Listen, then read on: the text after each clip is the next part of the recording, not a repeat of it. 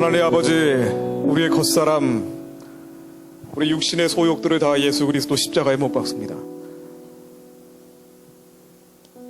저희 환경이 좀 어려워지고 물질적으로 궁핍해지면 하나님께 얼마나 원망하고 투덜거리고 하나님의 마음을 애들이 이해하지 못한 채 불평불만에 가졌는지 모릅니다. 하나님, 저희들의 죄를 용서해 주옵소서.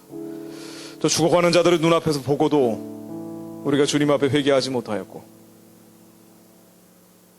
흑암에 처해 있는 자들을 살려내려고 기도하지 못하였던 저희들의 죄를 용서해 주옵소서. 이제 완악하고 이기적이고 나만 알고 내 걱정, 근심, 고민이 전체 다인 것처럼 착각하며 살았던 이 모든 지난날의 죄악들을 주님 용서하여 주옵소서. 교회 다닌다고 하면서 형식적으로 믿었고 아버지 십자가가 무엇인지 사랑이 무엇인지 알지 못하였던 지난날의 모든 이 어리석은 모습들을 주님 용서하여 주옵소서. 한국 교회의 모습이 우리의 모습이었고 아버지 사랑 없고 완악하고 강팍한 저 모습이 바로 우리의 맨 얼굴이었음을 고백합니다. 하나님, 저희들에게 사랑의 영을 부어 주옵소서. 돌처럼 얼어붙은 심령을 주님의 뜨거운 불로 태워 주옵소서. 아버지의 마음을 저희들에게 부어 주옵소서. 주님의 심장을 저희들에게 갖게 해 주옵소서. 주님의 얼굴을 보고 아버지께서 원하시는 이 민족의 비전을 주님께서 포기하지 않으셨으니 저희들이 그 비전 보고 나아가기 원합니다. 오늘 이 자리에서 모든 인간적인 메시지들이 다 사라지게 하시고 하나님의 마음이, 그 애통해하는 마음이, 그 고통스러워하는 그 주님의 마음과 그 가운데 계신 성령의 평안함이 이 자리에 풀어지게 해주옵소서. 이 모든 말씀 예수 그리스도 이름으로 기도드렸습니다. 아멘. 예. 그 앞부분에서는 글쎄 제목을 소제목을 좌우 간의 영적 전쟁 이렇게 잡아볼 수도 있을 것 같은데, 앞에서 자료로 보여드릴 얘기는 최대한 빨리 넘어가고요. 뒤에 말씀을 가지고 조금 같이 나눴으면 좋겠다는 생각이 듭니다. 이 나라가 가야 될 비전은 너무 분명한데, 지난 14일 얘기부터 한번 해볼까요? 잘 아시는 것처럼 민중총궐기라고 해가지고 토요일 날, 극렬한 시위가 광화문 한복판에서 있었죠. 이 두 가지 아주 극단적인 모습이 공존해 있는데, 이런 폭력적인 상황에 대해서 이제 원인이 무엇이냐 가지고도 대립이 많고요. 요즘 페이스북 하기 너무 싫어요. 이거 하여튼 기사 하나만 올리면은 죽여라, 죽어라, 다 그러기 때문에. 근데 이런 상황들은 이제 어떻게 이해할 것인지, 우리가 적어도 나라와 민족을 위해서 기도하는 사람들이라면은 이런 상황들을 지나칠 수만은 없을 것 같습니다. 그래서 제가 몇 개 영상 가지고 먼저 얘기를 시작해 보려고 합니다. 경찰에 직접 살포라고 해서 직사라고 하죠. 그래서 한 분 뇌진탕이 생겼습니다. 왜 영상이 안 나오죠? 네, 나오네요. 소리가 죽여져 있네? 노트북에서 죽어져 있는 것 같은데.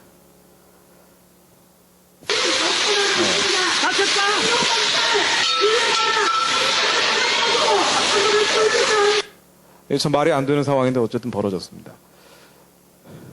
왜 60대 노인이 저 앞에 있었느냐, 여러 가지 논란을 떠나서 어쨌든 더 큰 사고가 없어야 되는데 터졌습니다. 요 영상은 종편 같은 데서도 많이 나오던데요. 잘 안 나와요. 시위 현장 찍은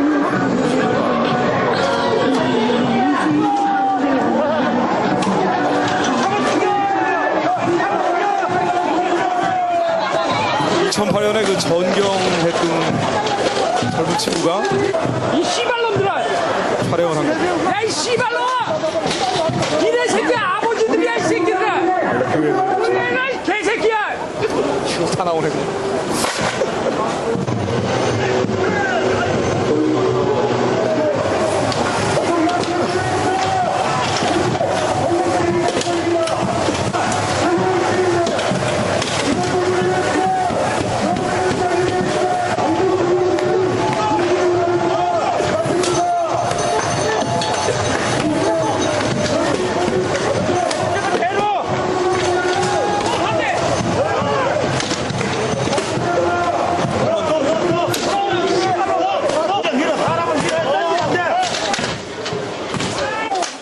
하루 동안 113명이 다쳤는데 엄청나게 다친 거죠. 113명이 다친 건데.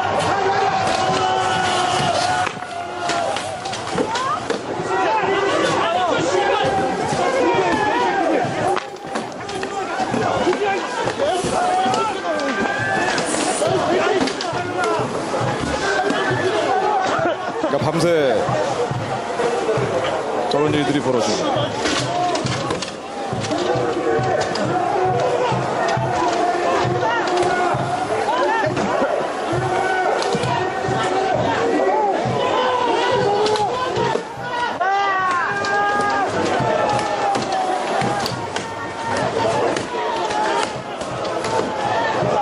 저희 다음번이 문제입니다. 12월 5일에도 시위를 크게 한다고 하는데 다음번에도 또 100여 명 다칠 수도 있죠. 전희경들이 그 공포심이 되게 크다 그래요. 다음번에 누가 다치냐 뭐 이런 거들이 돼요.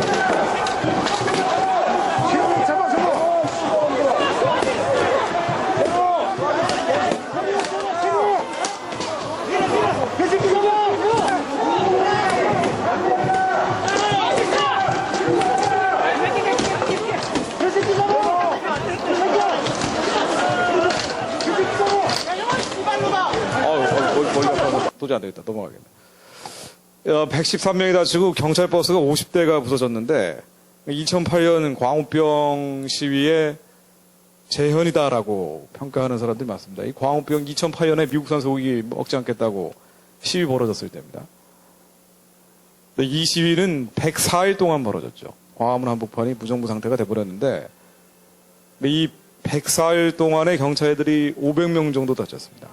이번에 하루에 113명이 다친 거니까 엄청나게 세게 한 겁니다. 그리고 이때 경찰 버스가 한 80대 정도 이제 부서졌다고 하는데 강도, 경찰 버스 부서진 거로만 비교를 하면은 2008년 104일 동안 벌어진 거니까 하루 동안에 50여 대가 부서졌다 그러면 한 32배 정도 강하게 지난번에 시위를 한 겁니다. 밧줄이 여기에서도 나오는데 2008년도에 나왔던 밧줄이 이번에도 다시 등장을 했고요. 쇠파이프 등장을 하고 사전에 미리 준비된 거죠. 무발적으로 충돌한 건 아니고요.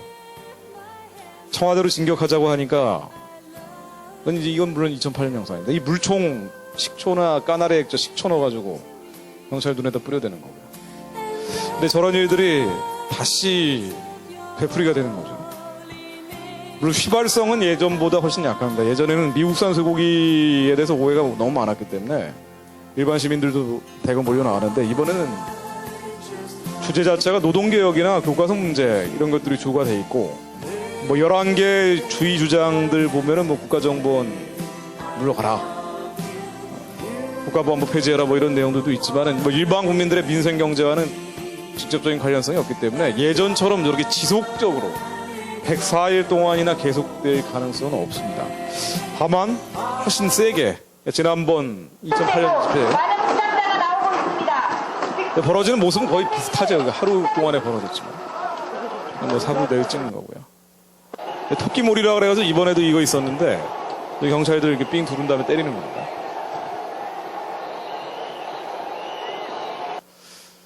이번 시위 모습입니다. 뭐 불법이나 폭력 뭐 이런 것들에서 비판도 많이 있고요.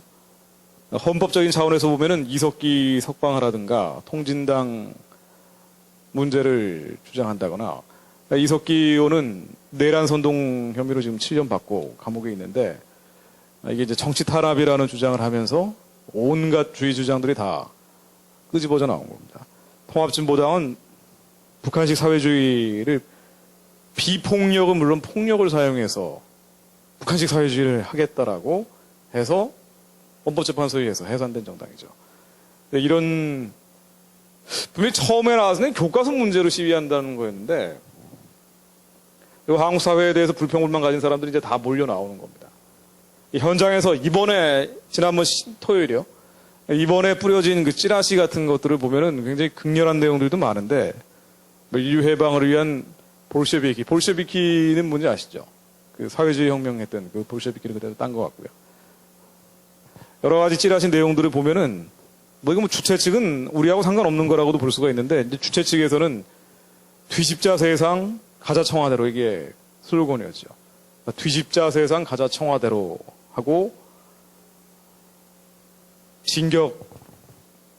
청와대 진격 투쟁을 하다 보니까 세상을 뒤집고 싶은 사람들은 이제 다 나오는 거예요. 내용들을 보면은 은행과 주요 기관 산업을 국유화하자. 통합진보당 반환을 반대한다.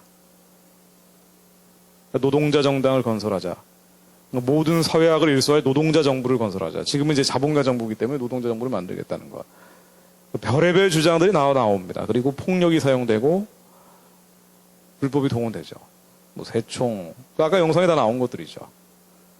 이 고글을 쓰면은 얼굴을 마스크로 가리고 고글을 쓰면은 보이지가 않죠. 그래서 마스크 고글 쓰고 얼굴 가리면은 검거할 수 있는 비율이 1% 정도밖에 안 된답니다. 그러니까 99%는 잡을 수가 없어요.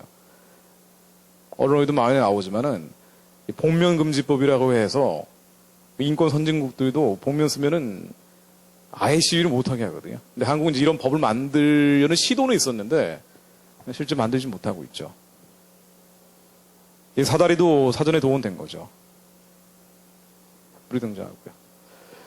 근데 경찰들이 왜 이렇게 무기력하게 당하느냐 이런 의문도 있을 수가 있는데 강신명경찰청장도 왜 저렇게까지 당하느냐, 공권력이 서양처럼 강하게 집행돼야 되는 거 아니냐, 이제 이렇게 얘기는 할 수 있지만은 현실적으로는 그렇지는 않습니다. 이게 이제 예전 영상입니다. 이런 건 2009년도 영상인데 축창 시위하는 거죠. 시위할 때 민노총 시위인데요. 경찰들이 노란색 옷 입고 도망가 있죠. 이게 한국 경찰의 현실입니다. 나중에 파출소가 거의 털릴 정도까지 갔었는데 거기서 이제 회군을 했다 그래요. 그 시위대는. 경찰들 실명하는 사람들 많죠. 그러니까 뭐 다치는 것도 문제지만 더 문제는 뭐냐면 이제 저러다 시위대가 나시면 더 큰 문제입니다. 그러니까 아까 그 처음에도 그 백모 씨 60대 노인분인데 그 뒤에서 직사하면서 뇌진탕이 일어났잖아요. 절대 있어서는 안 되는 일인데 근데 보이지 않으니까 청와대로 진격하자 그러고 경찰버스 계속 타고 올라오고 그러니까 이제 물대포를 쏜 거죠. 매뉴얼대로 했는지 안 했는지 그거는 아마 조사를 해봐야 될 거예요. 아마 이제 그 매뉴얼이 지금은 없다라고 얘기하는데 뭐 바닥을 쏘다가 조금 위를 쏘고 더 위를 쏘고 뭐 이런 매뉴얼이 있는지 없는지도 지금 얘기는 잘 나오지는 않지만 어쨌든 과연 절차대로 했는지 온 조사를 해봐야 될 거예요. 어쨌든 경찰은 청와대는 지켜야 된다. 청와대가 무너지게 되면 아까 얘기하는 그 여러 가지 뒤집자 세상, 이 세상이 뒤집히게 되는 거죠. 이러기 때문에 이제 이거를 막기 위해서 공권력이 가동은 되는데 공권력 가동을 하다가 사람이 다치면 큰일 납니다. 경찰 책임자가 옷을 벗죠. 예전에 2009년에 용산 참사 때도 여기 있어서는 안 되는 일인데 그때 참사가 벌어졌죠. 신나로 뒤덮여가지고 용산 참사 기억나십니까? 2009년도 1월달에 용산 재개발하는데 이제 공장을 그 위를 이제 점거해가지고 아예 경찰들이 들어가지 못하게 하니까 특공대가 들어갔어요. 특공대가 들어가는데 신나로 그 건물이 범벅이 돼 있다가 화염병을 시위대가 던지려는데 미끈하면서 펑 터져버린 거죠. 경찰 특공대도 죽고 다치고 시위하던 사람들도 죽고 다치고. 그래서 김석기 서울경찰청장이 옷 벗었죠. 만에 시위대가 다치거나 심지어 죽게 되면은 경찰 책임자는 물러납니다. 되게 통상적으로. 그러다 보니까 이게 강하게 하기가 쉽지가 않죠. 또 이제 경찰이 시위 진압 현장에 가서 도망다니는 거예요. 이게 쌍용 사태예요. 2009년도에 쌍용 사태 때. 이 경찰이 도망가는 거죠. 난 경찰 아니라고. 경찰 아니야 이거 지금 불러주시는 거 아니 말이 하지 마요. 하지 마요. 이거로 휴지로. 네, 회장님. 경찰관 분님이 계시는 어디 소속이에요? 이게 현실이다 보니까 이게 뭐 이제 이런 거 보고 법질서가 이렇게 우롱당해도 되느냐라고 답답해하는 국민들도 많이 계실 거예요. 오히려 이 공권력 집행이 잘못됐다라고 얘기하는 사람은 딱 반으로 갈라져 버렸죠. 무슨 문제가 터지는 지금 한국 사회는 반으로 갈라져 버리는데 너무 답답하다라고 느끼시는 분들도 경찰 일선에 있는 책임자들 입장에서 보면은 경찰 일선 책임자들이 답답합니다. 이러지도 저러지도 못하고 정치권에서 보호를 해주는 것도 아니고요. 이번에 시위를 주도한 민노총의 한상균 위원장인데 조계사로 도망을 갔죠. 지금 피신해 있죠. 이 한상균 위원장은 투쟁 전력이 굉장히 혁혁한 사람입니다. 예전에 2009년도에 쌍용 자동차 때도 이걸 지휘를 했었다고 하고 그러다가 3년 실형을 살았고요. 77일 동안 공장이 점거됐었죠. 그걸 주도했던 노하우가 있습니다. 이제 경험이 있기 때문에 이번 시위 같은 경우도 통제를 했던 것 같아요. 통제라기보다는 지휘를 했던 것 같습니다. 당시에 쌍용 사태 때 77일 동안 저런 일이 벌어졌죠. 사제 대포입니다. 볼트 너트 넣어가지고 경찰들한테 발사하는 거고요. 사제 총입니다. 표창 날리는 거고요. 대용사의 총 쏘는 겁니다. 경찰도 목에 박힌 거고요. 전위경들이 제일 불쌍하죠. 현장에서 제일 다치니까 경찰들 몰아넣고 불 지르는 겁니다.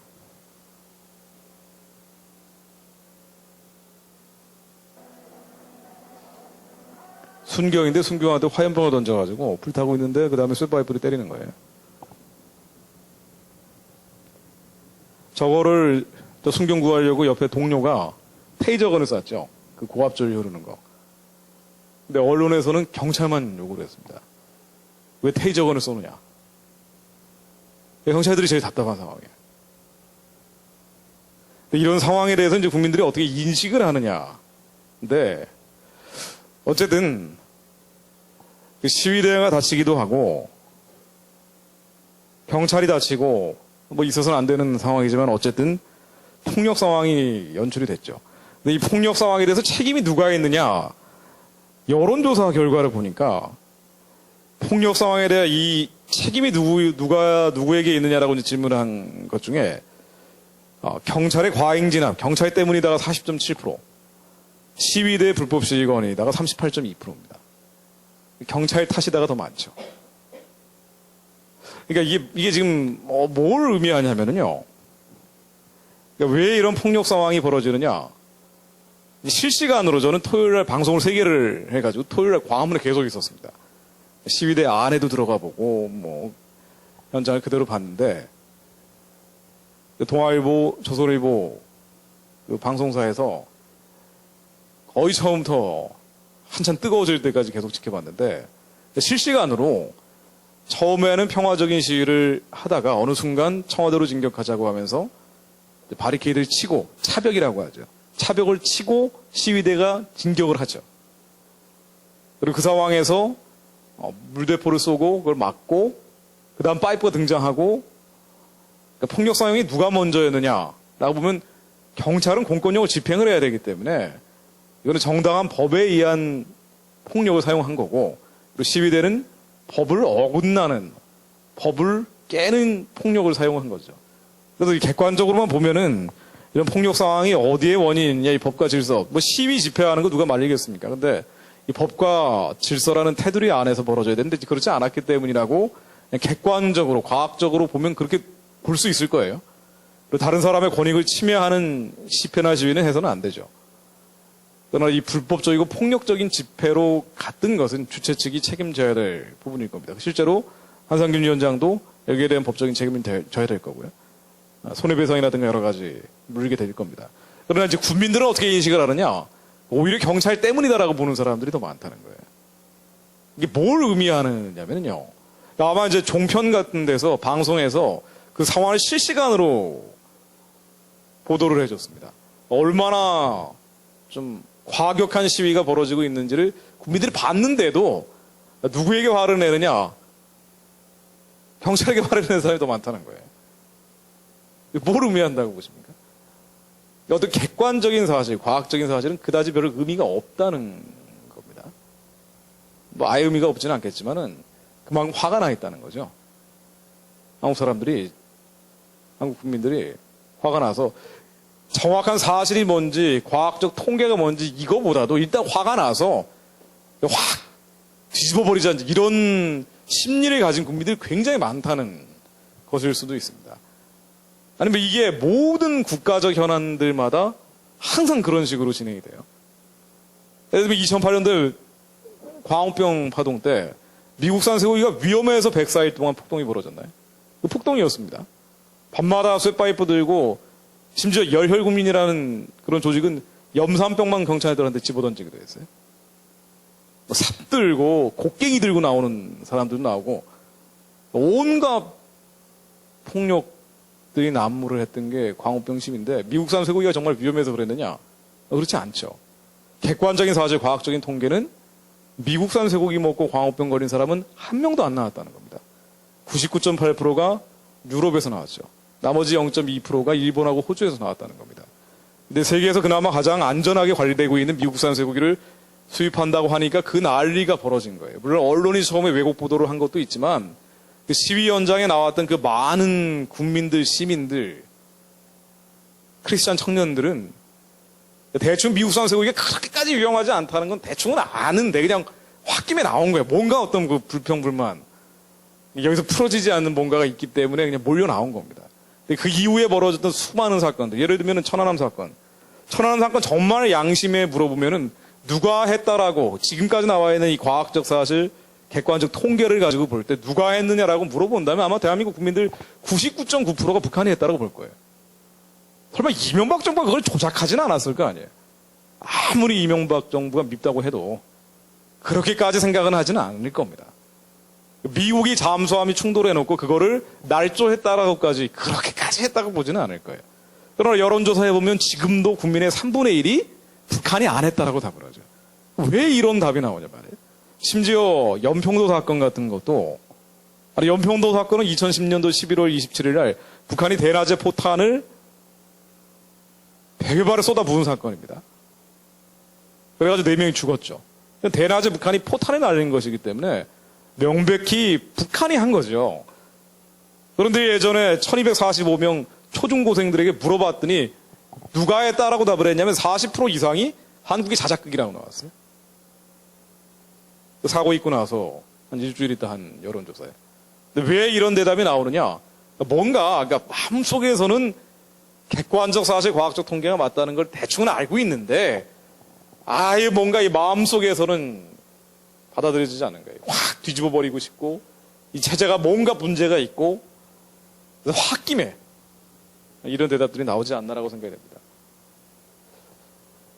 왜 이렇게 화가 많이 나 있느냐? 그러니까 화난 사람에게는 객관적인 통계나 과학적 사실들은 그다지 의미가 없죠. 화나 있는데 뭐 일이 하나하나 따진다는 게 큰 의미가 없어요. 이게 이제 한국 이념 갈등의 가장 큰 원인 중에 하나입니다. 화나 있는 국민들이 너무 많아요. 성질 나고 있는 시민들이 너무 많습니다. 먹고 살기 힘들다는 거죠. 자, 예를 들면 비정규직 문제. 한국에 100~700만 노동자 가운데 비정규직, 그러니까 정규직이 아는 사람들이 607만 명 정도가 있대. 거의 과반수로 가고 있는데 한국의 이런 고용불안, 저녁이 없는 삶, 퇴근을 해도 저녁이 없고 가정을 돌보기 어렵고 살기가 퍽퍽해지고 점점 힘들어지고 있는 이런 사람들. 그러다 보니까 사람들이 짜증이 나는 거예요. 짜증이 나다 보니까 어딘가 원인을 찾아야 됩니다. 이 짜증나는 상황에 대해서 원인을 찾아야 되고 그러니까 원인을 찾다 보니까 그게 뭐냐?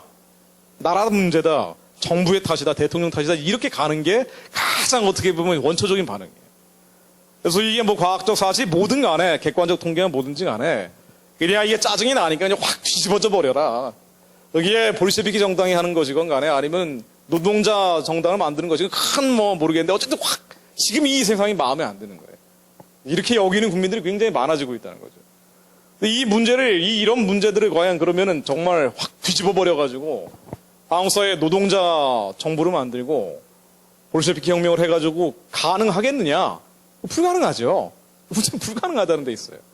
그러니까 화나 있는 거는 정말 이해가 되는 부분이 많고 짜증나고 있는 국민들이 너무 많다는 거는 우리도 다 알고 있는 사실입니다만은 그래서 이렇게 짜증나 있고 화나 있는 국민들이 객관적 사실을 아무리 얘기해도 과학적 통계를 아무리 얘기해도 답이 안 나오죠. 예를 들면 이번에 시위 야 이거 객관적으로 봐라 과학적으로 봐라 라고 아무리 얘기해도 말이 통합니까? 페이스북에서 댓글 달면 말이 통하던가요? 싸움만 되죠? 아예 말이 안 통하죠. 이제 아예 말이 안 통하는 지경까지 가버린 거예요. 이게 꽤 오래된 겁니다. 꽤 굉장히 오래된 거예요. 이게 흔히 얘기하는 좌파와 우파의 갈등이 된 거예요. 우파는 과학적 통계를 얘기하죠, 주로. 객관적 사실이 이렇다고 얘기를 합니다. 머리가 상대적으로 많이 발달된 사람들이에요. 아니, 그냥 이 머리로 자꾸 판단하려고 하는 사람들입니다. 이게 봐라, 이게 맞는 거 아니냐라고 얘기합니다. 근데 한국에 정말 많은 숫자, 어떻게 보면 한 70~80% 정도의 사람들은 꼭 좌파, 진보 성향이라기보다는 이 상황, 현재가 마음에 안 드는 거예요. 현재가 너무 답답한 겁니다. 이게 상처가 많이 난 사람들이겠죠. 이런 사람들한테 과학적인 통계, 객관적인 사실을 얘기하면 더 화를 내죠. 더 짜증을 냅니다.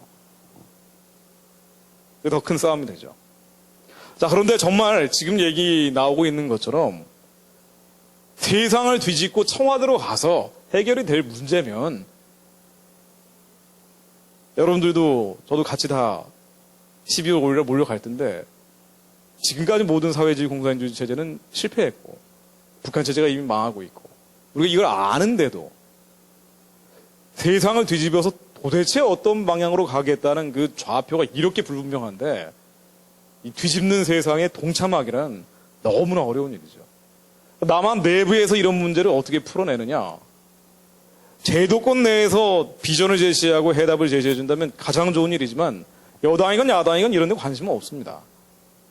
근본적으로 마음 아파하면서 이걸 내 문제라고 생각하면서 문제 해결에 대한 근본적인 동력을 끌어다 내는 사람들은 없다고 봐야 돼요. 그나마 대통령이 책임을 지고 있기 때문에 뭔가 민생법안이나 경제법안 같은 거를 통과시키겠다고 여러 가지 얘기하고 있지만 국회에서 통과를 안 시키잖아요. 가장 법안 통과율이 지금 대한민국 국회 가운데 가장 낮은 게 지금 19대 국회입니다.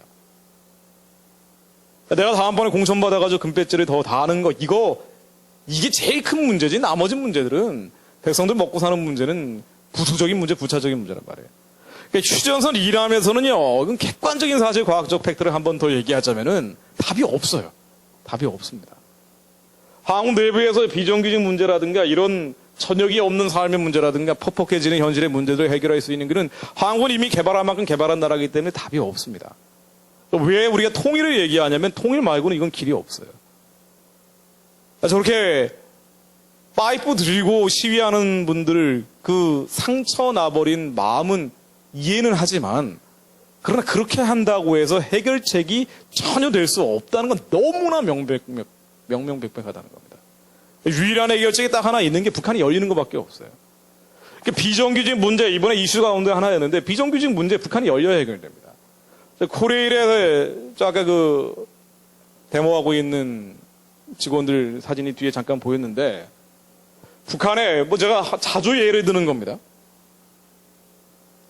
박근혜 대통령이 통일 대박이라고 얘기를 하고 있는데 정말 통일 대박이죠. 통일 비용 문제가 아니고 우리가 나중에 얻어질 이익이라는 게 지난 70년 동안 상상해보지 못할 정도로 천문학적인 수치로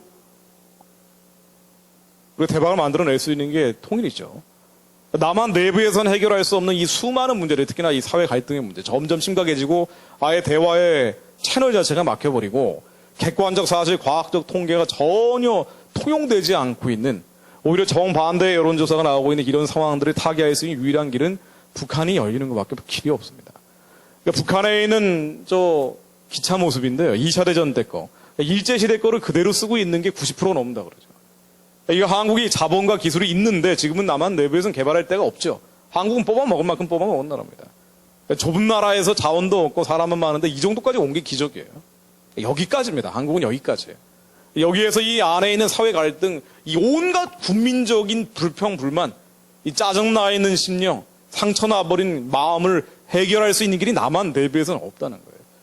북한이 열려야, 북한 체제가 빨리 무너져야 저게 모든 게 가능하다는 얘기입니다. 한국의 이 자본과 기술이 북한에 투사되는데, 이 프로젝션이라고 하죠. 투사되는 겁니다. 지금은 남북 경협을 한다고 해도 아무리 많은 자원들을 북한에 퍼부어도, 자본들을 퍼부어도, 아무리 많은 기술을 퍼부어도 핵무기 만들고 미사일 만드니까 안 되는 거예요. 과학기술 대학을 지어줘도 이게 군인들이 옷만 바꿔 입고 와가지고 그대로 그냥 교육받고 간다는 거 아니에요. 핵무기 과학자, 핵무기 기술자들이. 그러니까 지금 상황에선 경협이 안 되는데 북한 체제가 무너지고 나서는 진정한 남북 경협이 되겠죠. 남한에 있는 비정규직 문제는요. 북한의 저 황폐하고 황량한 사막이죠. 사막이라는 게 가장 큰 장점입니다. 사막 같은 지역을 개발하면서 자연스럽게 해결될 거예요. 이게 성경 말씀이 그대로 응하는 거죠. 우리가 뭘 먹고 뭘 입고 뭘 마실지 걱정, 고민, 근심하지 않고 그의 나라의 의를 구할 때 북한 사람들이 죽어나가고 있는데 죽어나가는 사람들을 살려주면 당연히 남한도 살아납니다. 우리가 선한 마음을 회복해야지 우리도 살아나는 거예요. 우리가 아무리 짜증이 나고 화가 나고 그래서 확 뒤집어버리고 저 박근혜 끌어내리고 다른 사람 앉혀놓고 그럼 또 대안이 됩니까? 노무현 정부 때는 데모 안 했나요? 그때도 차벽을 10번 이상 설치를 했었는데 지금 차로 벽 세웠잖아요. 그거 가지고 지금 논란이 되는 거 아닙니까? 노무현 정부 때 나온 거예요. 대통령이 누가 되든 간에 남한 내부에서는 해결할 길이 없어요. 아무리 화가 나고 아무리 짜증이 난다고 해도 남한 내부에서 해결할 수 없다는 건 명명백백한 팩트죠. 북한 체제가 빨리 열려야 됩니다. 그래야지 한국이 살아납니다. 북한의 민동산 제가 예를 많이 드는 건데 민동산 산에 나무 심어봐야 소용이 없어요. 겨울철에 다 땔감으로 쓰기 때문에. 근데 북한 체제가 무너진 다음에 나무 심어야 됩니다. 한국에서 제일 나무 잘 심는 데가 세계에서 제일 나무 잘 심는 데가 산림청이라고 그러죠. 한국 군인들이 또 나무 잘 심습니다. 그러니까 공무원들은 지금보다 훨씬 더 많은 기회를 갖게 되죠. 그러니까 구급 공무원 시험이 경쟁률이 100대 1이 넘는데 이제 옛날 일이 돼버리는 거예요. 북한 체제가 무너지면. 실제로 독일이 통일됐을 때 서독 공무원들을 동독에 파견 보내야 되는데 보낼 사람이 없어서 퇴직한 공무원들을 승진시켜가지고 보냈죠. 실제 있었던 역사적 사례들입니다. 남한에 있는 부정부패 문제들, 그러니까 이런 먹고 살기 어렵다 보니까 기득권을 조금이라도 가지고 있는 사람들은 그걸 연장시키기 위해서 혹은 기득권에서 좀 벗어난 사람도 기득권을 가지려고 온갖 탈법적인 수단을 동원하죠. 성완종 씨 예전에 자살한 사람인데 국회의원까지 했잖아요. 근데 이런 문제 남한 내부에서 해결할 수 있습니까? 이 부정부패 문제. 우리의 부정부패에 대해서 법에 의한 엄정한 처벌을 대통령마다 얘기하지만 실제로 근본적인 해결이 될 거라고 믿는 국민들은 거의 없을 거예요. 임계치를 넘어선 거예요. 선을 넘어버린 거예요. 한국이 지금 선을 점점 넘어가고 있는 겁니다. 이 양반이 왜 이렇게 부정부패를 했는 거 아니? 건설업자였죠. 근데 한국은 건설할 데가 없어요. 한국은 건설할 데가 없습니다. 근데 인구 관련 4분의 1 정도가 건설업자인데 건설할 데가 없고요. 삼성이나 LIG 같은 데서 큰 공사들을 만들어내야 되는데 이것도 한계가 있죠. 관급공사. 관에서 하는 공사 따내는 것도 하나 있습니다. 근데 이 관급공사는 경쟁률이 세요. 그러다 보니까 검은 돈이 왔다 갔다 하는 경우가 많습니다. 근데 이 양반이 그거로 사업을 많이 했다는 거예요. 그러다가 나중에 나도 검은 돈 받아봐야겠다고 해서 금배지를 달았던 거죠. 이 문제를 어떻게 해결하죠? 남한 내부에서? 해결하겠다고 이완구 총리가 머리띠 메고 나왔는데 이 양반도 3천만 원 받았다는 의혹, 물론 아직까지 밝혀진 건 아닙니다만은 물러났어요. 우스운 일이 돼버렸죠. 이 부정부패 문제 이런 것도요 북한이 열려야 해결됩니다. 선순환 구조로 갈 수가 있어요. 북한은 평양이죠. 평양에 하수도 상수도도 제대로 깔려 있지는 않습니다. 이 상수도 하수도만 제대로 깔아도 남한에서 한 10년 일거리가 나온다 그래요. 북한 전역에 상수도 하수도가 안 깔려 있어요. 그야말로 옛날 똥개천이라 그래가지고 그냥 개천에 그대로 버리는 경우도 많고요. 대부분 그렇다 그러죠. 평양이 이 지경이기 때문에 북한이 열리면은 이것만으로도 한국은 한 10년치 일자리가 나옵니다. 이 상수도 하수도만으로. 근데 이것만으로 끝나지 않죠. 건설이 끌고 가면은 지금 죽어있는 뭐 조선업이라든가 조선도 지금 거의 빙하기를 겪고 있어요. 한국을 끌고 가 있는 게 자동차 산업, 조선업 이런 굵직굵직한 산업들이 거의 암흑시대를 거쳐 빙하기를 겪고 있다는 얘기를 하고 있습니다. 뭔가 끌고 가는 산업 동력이 있어야 되는데 한국이 지금 얼어붙어 있는 거예요. 북한이 열려야 돼요. 북한이 열려야지 이거 말고는 길이 없어요. 아니 그러면 이게 언제까지 좀 이렇게 얘기하죠. 보수 우파에서는 이렇게 얘기합니다. 우리가 시장 경제를 활성화시키다 보면은 그러면은 잘 될 거야. 가난한 사람도 이제 부자가 될 수 있고 부자는 더 부자가 될 수 있을 거야라고 얘기합니다. 조금만 참으라고 얘기하죠. 시장 경제 논리는 참으라는 거예요. 사실은 이게 과학적 통계에 맞고 객관적 사실에 맞습니다. 보수 우파에서 얘기하는 시장 경제 논리가 자본주의가 아주 합리적인 시스템이라는 거예요. 근데 이거는 국민들이 참아야 돼요. 이게 언제 낙수 효과라 그래서 경제가 점점 자본주의 방식으로 활성화되면서 그러면서 부자들도 돈을 많이 벌겠지만 가난한 사람들도 돈을 많이 벌 수 있는 기회가 점점 물이 떨어지는 거예요. 이게 낙수 효과라고 합니다. 자, 이게 언젠가 나에게도 오기를 기다려야 되는데 지금 국민들이 기다리지 않겠다는 거예요. 이게 객관적인 통계로 그대로 나오는 겁니다. 이게 과학적 사실로 그대로 나오는 거예요. 기다리지 않겠다는 거예요. 그러니까 토요일날 지난주 토요일날 아니 이거 분명히 불법 시위고 폭력 시위였거든요. 근데 이런 불법 폭력 시위가 있다 하더라도 이걸 불법 폭력이라고 보지 않겠다는 국민이 더 많은 거예요. 확 뒤집어버려라 라고 얘기하는 심정적으로 동조하고 있는 사람들이 정말 많다는 겁니다. 그럼 어떻게 하죠? 어디선가 잭팟이 열려야 돼요. 이게 북한입니다. 한국은 북한이 열리지 않으면 살 길이 없습니다. 우리가 점점 잔인하고 강팍해지면서 북한 사람들이 저렇게 맞아 죽고 굶어 죽고 얼어 죽고 이제 추운 겨울에 더 많은 사람들이 얼어 죽을 텐데 이게 나하고 상관없는 문제라고 점점 더 이기적으로 갈수록 점점 강팍하고 완악해질수록 우리는 더 어려워질 거예요. 더 혼란은 극심해지고. 그래서 누군가는 북한을 열어줘야 됩니다. 기도로 때려주는 사람이 필요한 거죠. 나라와 민족을 해서 중보하는 사람들은 지금 무지하고 어리석어서 아무것도 모르고 있는 대중들이 절대 다수라면은 기도하는 사람들은 그걸 미리 알고 기도를 열어주는 사람들입니다. 길을 여는 사람들. 이게 중보자들이죠. 북한이 열려야 더 많은 인구, 더 넓은 영토를 갖게 됩니다. 이 규모의 경제죠. 사이즈가 커진다는 거예요. 그러니까 지금 남한 내부에서 죽겠다라고 파이프 드는 분들일수록 북한 체제가 빨리 무너지라고 기도하고 힘을 합쳐야 됩니다. 남한 내부에서는 논쟁 같은 게 그다지 이제는 별 의미가 없는 게 아니라는가 하는 생각도 들어요. 대화가 안 되니까. 설득이 안 되기 때문에. 7,400만 인구가 통일의 가장 큰 강점입니다. 영토가 넓어진다는 것도 있지만 인구가 많아진다는 거. 프랑스 인구가 6,600만입니다. 우리가 독일 다음으로 유럽에서는 7천만 넘는 인구가 없어요. 독일 말고 없습니다. 영국, 프랑스보다 우리가 인구가 많아져요. 이게 가장 강한 강점입니다. 규모의 경제 사이즈가 커지죠. Too big to fail입니다. 그러니까 남한 내부에서 이 좌파나 진보 진영에서 물론 다 그런 건 알겠지만은 여기에 많은 사람들이 이 체제를 아예 뒤집어 버리자. 심지어 그 중에 일부는 이석기나 통진당 쪽에서 얘기하고 있는 아예 북한식 사회주의 이걸로 가는 게 더 낫지 않겠느냐라고 동조하는 사람들이 꽤 있는데 그렇게 마음에서 응어리진 한이 있고 불평불만이 있고 사회에 대한 한이 맺혀 있으면은 결국 뭔가 부자들이 다 가져가고 가난한 사람들은 저렇게 지질이 살고 나 역시 그 사람 가운데 있다는 그런 생각에서 나오는 거 아니에요. 그렇다면 북한이 열려야 돼요. 이거 말고는 길이 없어요.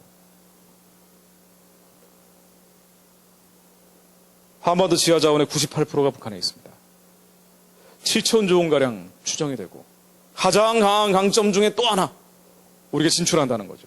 독일이 2차원적인 통일이라면 한국은 4차원적인 통일입니다. 대륙과 초원으로 진출을 합니다. 만주와 시베리아로 뻗어갑니다. 그러니까 이렇게 이 휴전선 이남에서 맨날 싸우지 말고 뭐 하는 겁니까? 파이프 들고. 이게 답답한 건 알겠는데 노동자들이 지금 얼마나 답답하니까 저렇게 했어요. 근데 그렇다 하더라도 답은 거기에 없어요. 답은 거기에 없습니다. 우리가 이제 초원으로 대륙으로 뻗어가는 거기에 답이 있습니다. 저 시베리아 가보면 하바롭스크에 한국 중고버스 돌아다니는 거 유한버스, 블라디보스톡의 2015번 버스, 바이카라우스의 예스 관광버스, 이르쿠츠크의 서면 롯데호텔 부산 2020번 버스.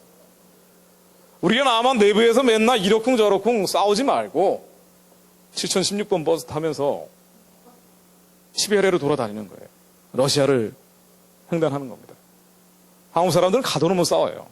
누군가 열어줘야 돼요. 몽골 기질이 있기 때문에 가둬놓으면 싸웁니다. 누군가 열어줘야 돼요.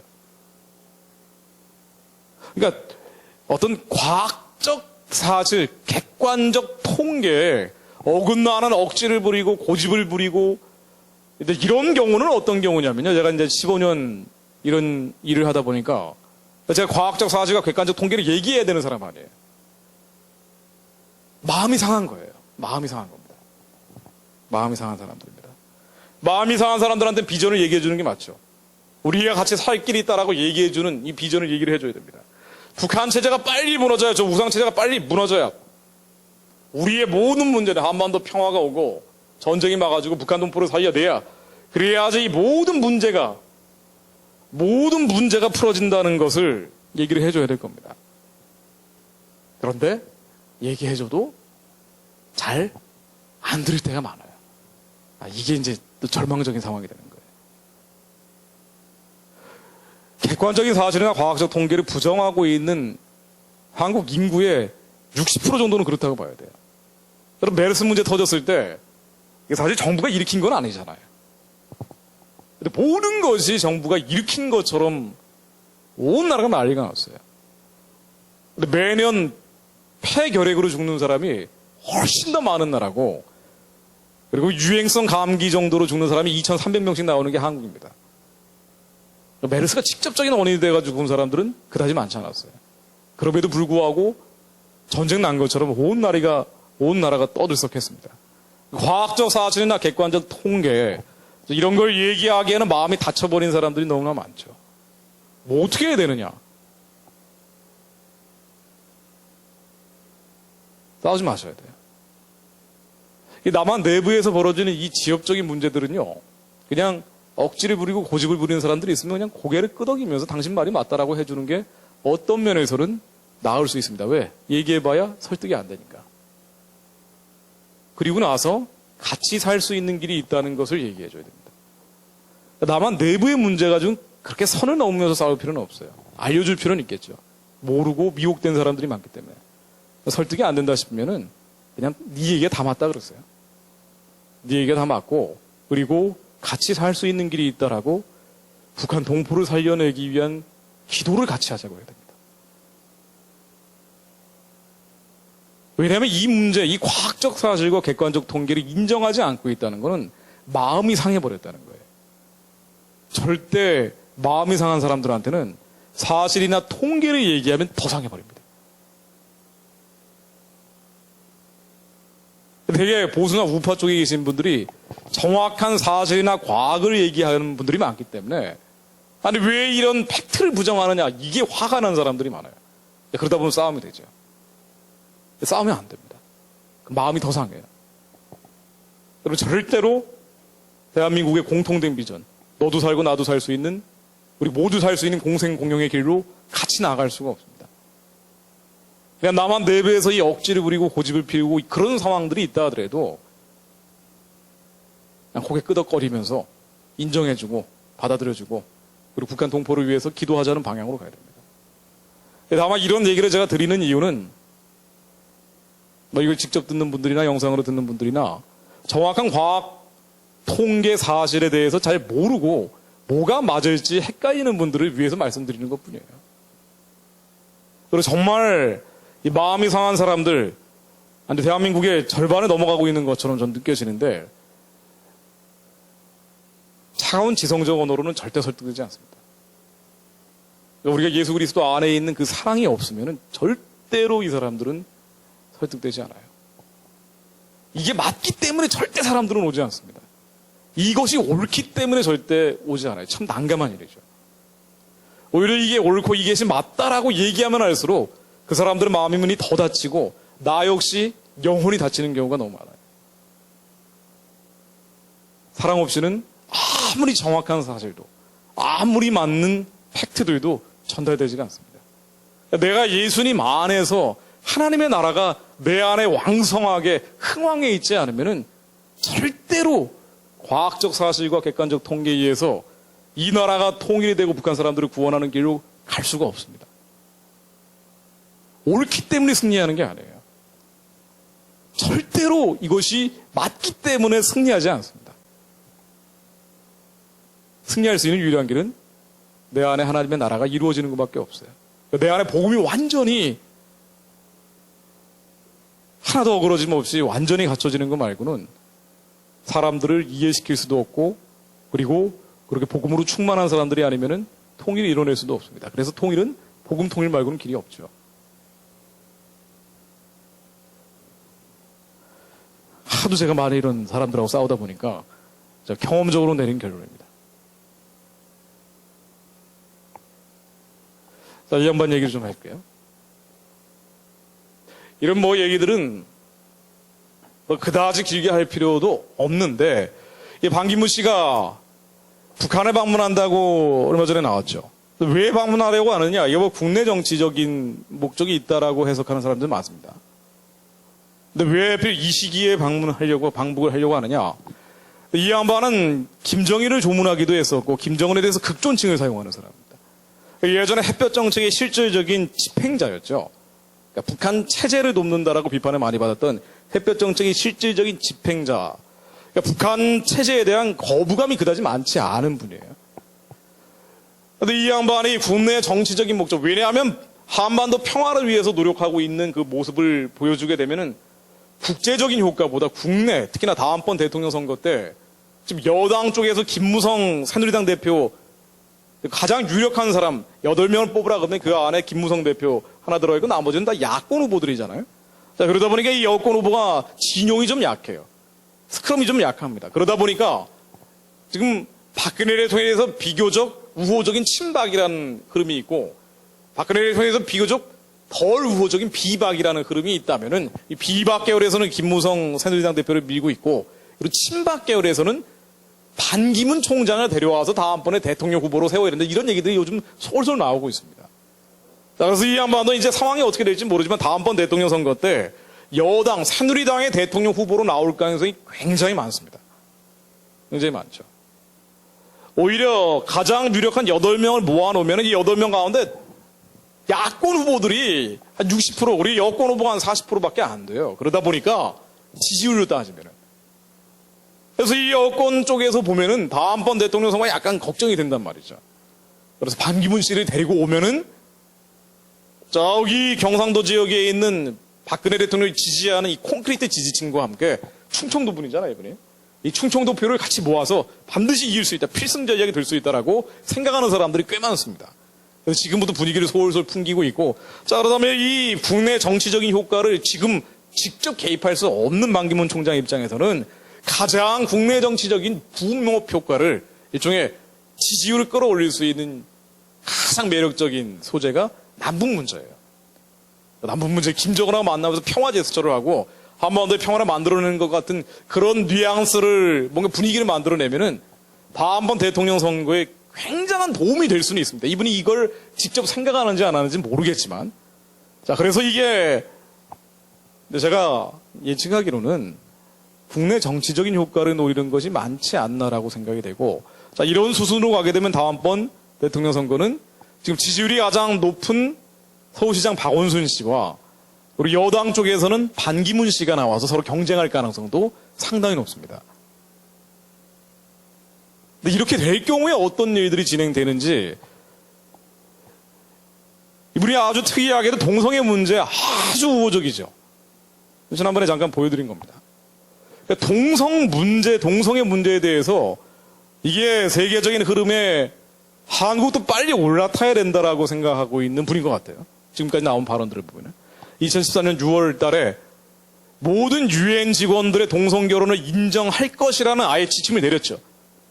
그래서 한국에서는 남자 결혼을 못해도 UN 직원이 되면 남자 결혼이 인정됩니다. 모든 UN 직원들의 동성결혼을 인정했기 때문에. 그러니까 UN이 이런 걸 이제 선도적으로 끌고 나가게 되면 전 세계적으로 동성결혼을 합법화하는데 반기문 씨가 앞서고 있는 것은 사실입니다.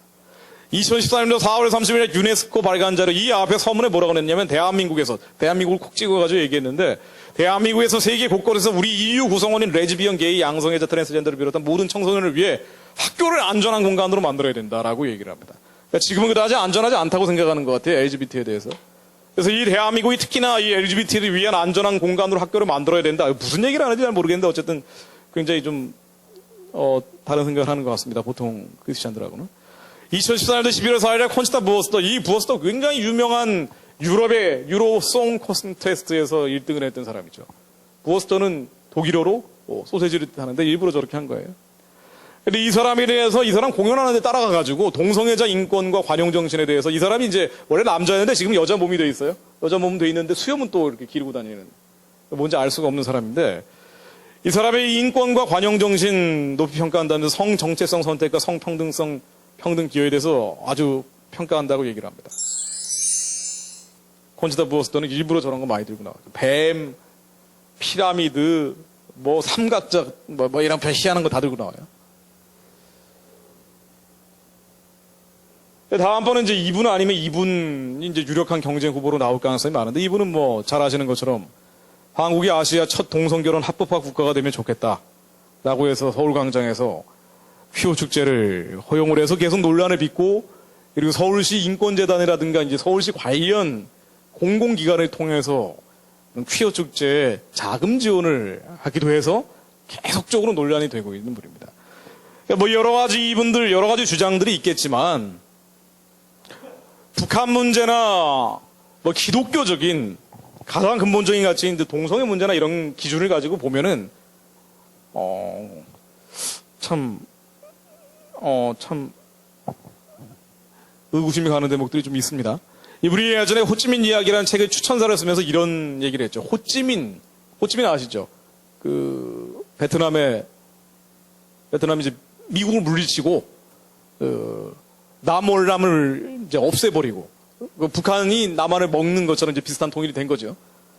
이 호찌민에 대해서 호찌민이 미국을 물리치고 조국의 통일이 일어났다 뭐 이런 추천사를 쓰기도 하고 이분이 어떤 통일에 대한 어떤 생각을 하고 있는지 약간 좀 애매한 그런 표현들이에요. 그러니까 기독교적인 기준으로 보면은 동성애 문제라든가 이런 기준을 가지고 보면은 반기문 씨가 북한 방문한다는 게 이게 국내 정치에 미치는 영향과 연결시켜 생각해 볼 때 이게 뭔가 좀 이상하게 돌아가고 있다는 느낌을 지울 길이 없습니다. 이건 느낌이에요. 뭐 지금 구체적으로 나온 게 아니기 때문에. 물론 이분이 북한에 가가지고 여러 가지 것들, 예를 들면 9명의 그 꽃제비들, 자, 이 아이들 단지 살려내야 된다. 이 얘기를 한다면 가야 되겠죠. 근데 지금까지 이분은 그런 얘기를 한 적이 없어요. 뭐 탈북민들 강제 송환 중단하라든가 뭐 이런 얘기를 공개적으로 문제 제기를 한다거나 이런 적이 없습니다.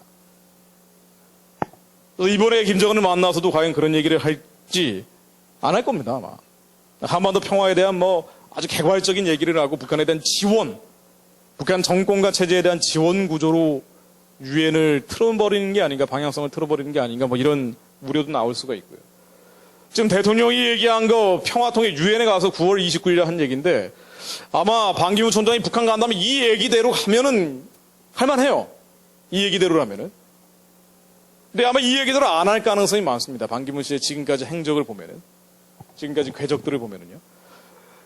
대통령이 얘기한 평화통일의 개념을 얘기하면서 반드시 이런 문제들이 해결된다. 핵무기가 사라져야 된다. 인권이 보장돼야 된다. 개혁개방으로 가야 된다. 북한이 도발하지 말아야 된다. 북한의 인권 문제가 해결돼야 되고 핵 문제가 해결된다. 이에 두 가지 확실한 전제가 있었죠. 이런 얘기를 반기문 총장이 북한 가서 한다면 당연히 가야 될 거예요. 근데 이런 얘기를 할지 굉장히 좀 의심스럽습니다. 단순히 국내 정치적인 붐업 효과, 국내 정치적인 관심 집중 효과 이런 것만 노리고 가는 게 아니냐. 이가에선 이런 얘기들이 나오고 있고 이건 분명한 우려입니다. 분명한 걱정이고 만약 이렇게 된다면은 다음번 대통령 선거에 반기문 총장은 한 걸음 더 다가서게 되겠지만은 자 그렇게 되면 그 다음에는 이제 어떤 일들이 벌어지는 거 아니 지금 뭐 8명 나와 있는데 나 옹기종기 뭐 별 차이도 없는 사람들이에요. 별 차이도 없는 사람들인데 자 그런데 다음번 대통령 선거 한 2년 반 정도 남아 있는 이 선거를 생각을 해보면은 그러면은 반기문 씨를 뽑아야 되나 박원순 씨를 뽑아야 되나 아시아 동성 결혼 최초의 합법 국가를 만들어야 되나? 아니면 LGBT를 위한 학교를 안전한 공간으로 만들어야 되나? 이거를 고민해야 되는 굉장히 난감한 상황이 될 수도 있다는 겁니다. 저는 굉장히 걱정이 돼요, 솔직히.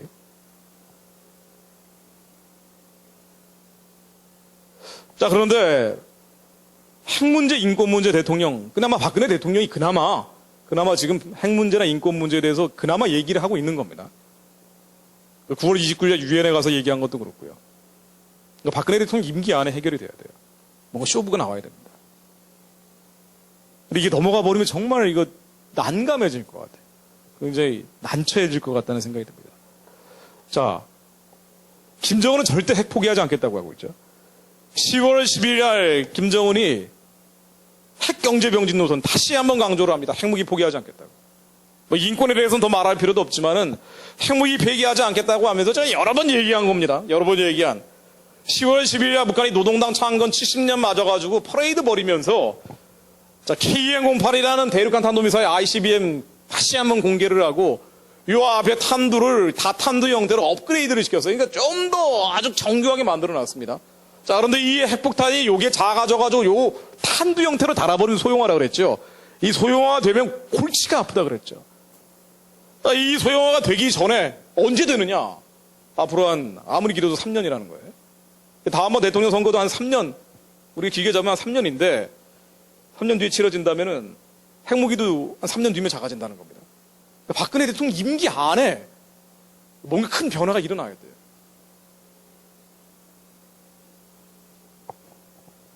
그러지 않으면 핵무기 작아지면서 핵무기가 작아지면 국지전 벌인다 그랬죠. 앞으로 국지전은 더 많아집니다. 천안함 사건, 연평도 사건 같은 거는 지금이야 하도 큰 소리 치니까 우리가 조금 움츠러들고 있지만 핵무기 작아져 버리면 뒤에 강력한 절대 무기가 생기니까 이거 믿고 까불 수 있죠.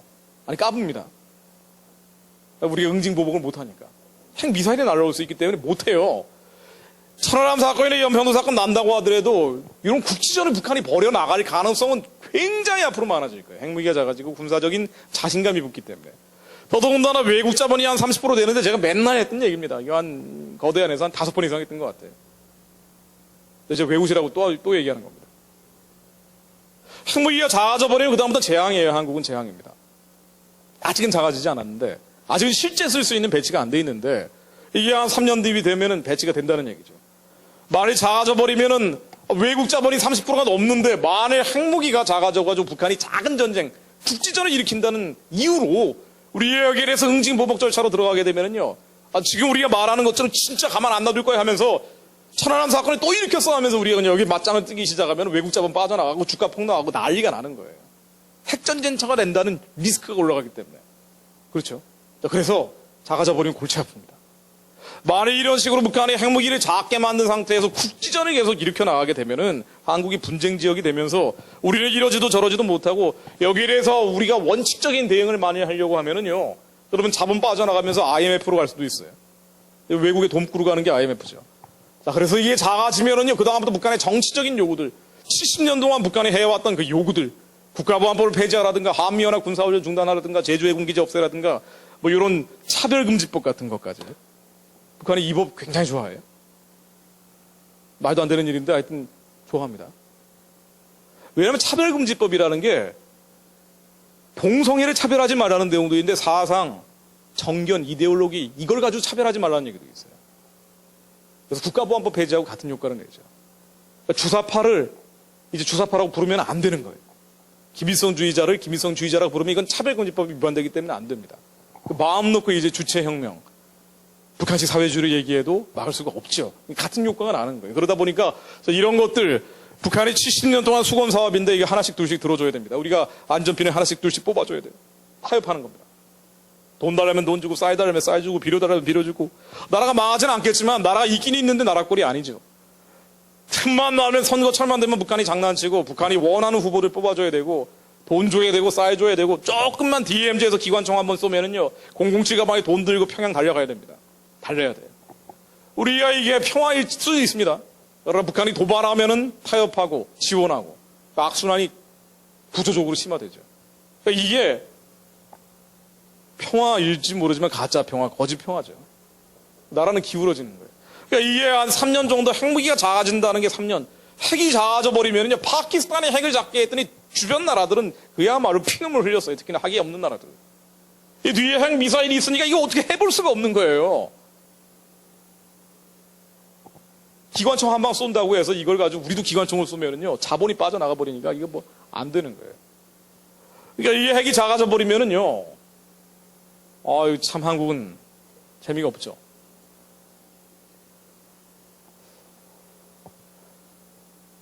그러니까 앞으로 그러니까 박근혜 정부 임기 거의 정말 이럴 때가 아닌데 라는 생각이 듭니다. 이 골든타임을 평양 정권이 저게 빨리 무너져야 되는데 2, 3년 넘어가 버리면은요 2, 3년 넘어가지고 핵무기는 작아졌죠. 뭐 특정인 검역에서 좀 그렇습니다만 아직 선거철 아니니까 법에는 어긋나지는 않을 거예요. 뭐 반기문 씨하고 박원순 씨가 나와가지고 이런 나라 만들겠다고 이제 TV에서 얘기하고 있으면은 어떻게 해야 되나 참 굉장히 난감한 상황이 될 수도 있습니다. 자, 북한 정권 얘기 제가 좀 더 드리고 마무리하겠습니다. 북한 정권이 공포 정치하고 있는 걸 알고 계실 겁니다. 집권 2년차 이게 운구차 김정일 운구차 호위하던 7명인데 집권 2년차에 저 왼쪽에 있는 4명 다 죽였고 집권 2년차에 장성택 고모부를 죽였고 이게 통치자감이 모자라기 때문에 저런 일들이 벌어진다 그랬죠. 나라가 모자라는 게 김정은이 예전처럼 특권층들한테 챙겨주지 못해요. 아버지처럼 할아버지처럼. 그러다 보니까 의심병이 늘고 얘도 못 챙기고 쟤도 못 챙기고 하다 보니까 얘도 배신할 것 같고 쟤도 배신할 것 같고 그러다 보니까 죽이죠. 이 통치 자금이 모자라기 때문에 생긴 문제입니다. 그러니까 북한 체제가 어려워지고 있는 아주 단적인 예가 공포 정치. 김정은 시대에 들어서서 핵심 엘리트만 70명을 공개 처형했다는 거 아니에요. 2000년 이후에 1300명을 공개 처형을 했답니다. 확인된 사람만. 남한에 있는 탈북자들 통해서 확인해 보니까 한국 북한 인권 백서에 나온 거예요.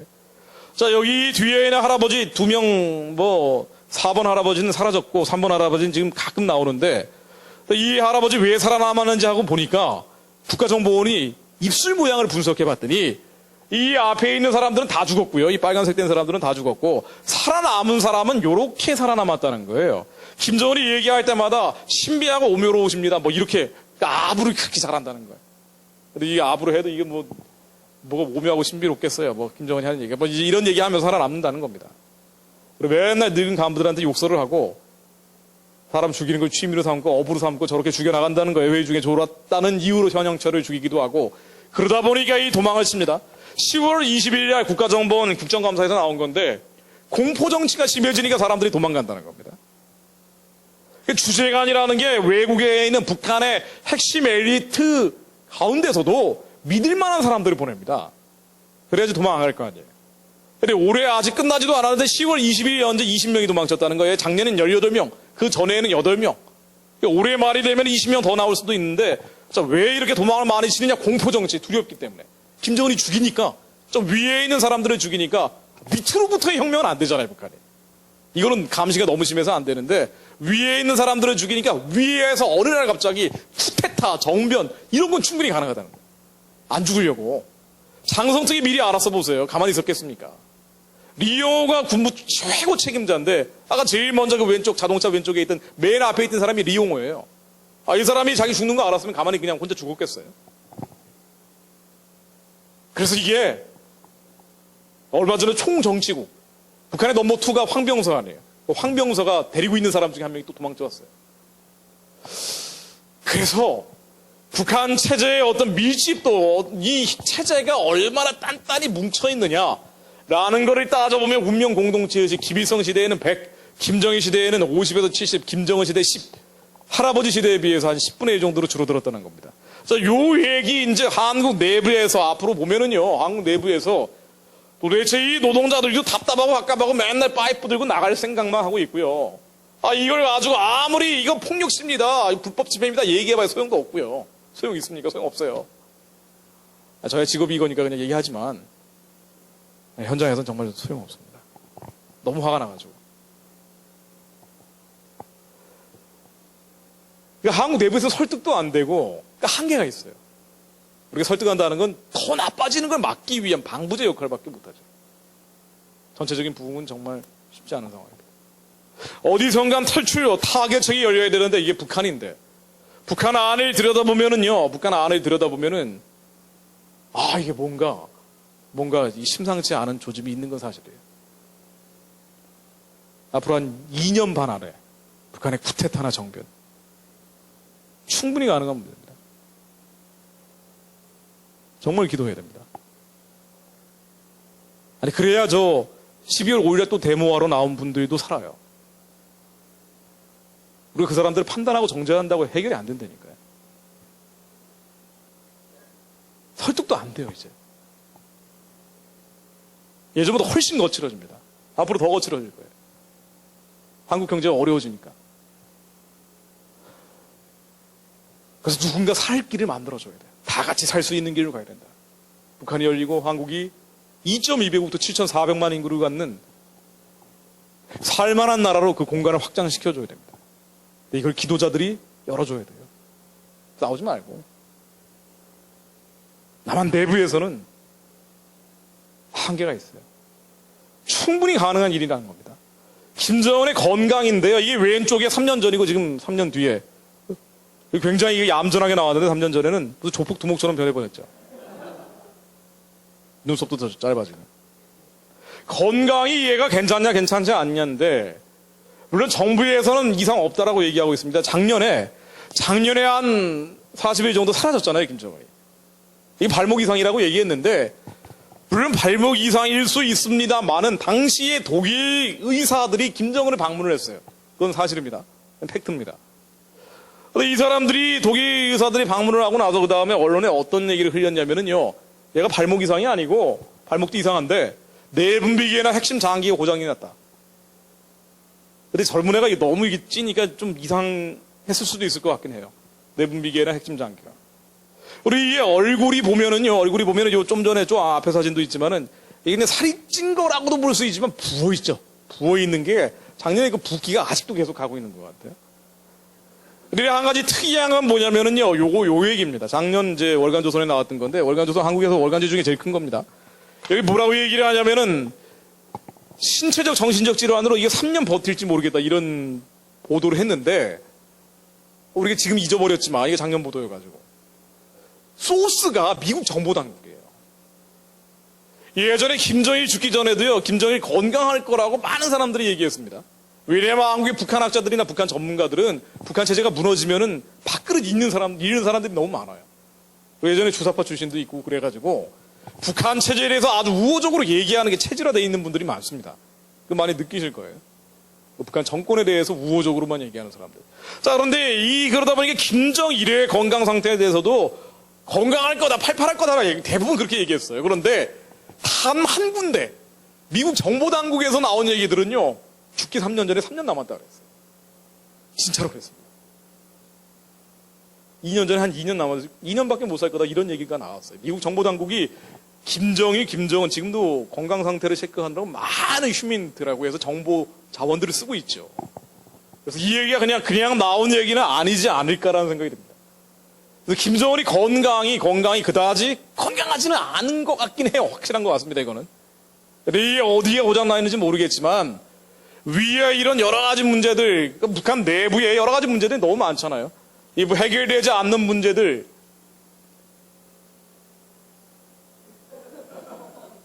이 웃고는 있지만 웃지 않는다는 겁니다.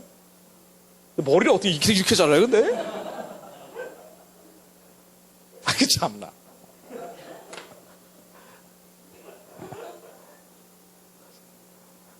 빨리 은퇴해가지고 스위스로 보내야 되는데. 건강하지 않다는 얘기예요. 정신적으로, 육체적으로 건강하지가 않고 너무 스트레스를 많이 받으니까 국정원장이 10월 21일 국회에서 한 얘기입니다. 너무 힘들다라는 얘기를 했대요. 너무 힘들어서 못 살겠다고. 김정은이 그렇게 얘기했답니다. 자, 그러면은 위기 상황이 올 때 이거를 정확한 판단을 해서 컨트롤할 능력이 모자란다는 얘기예요.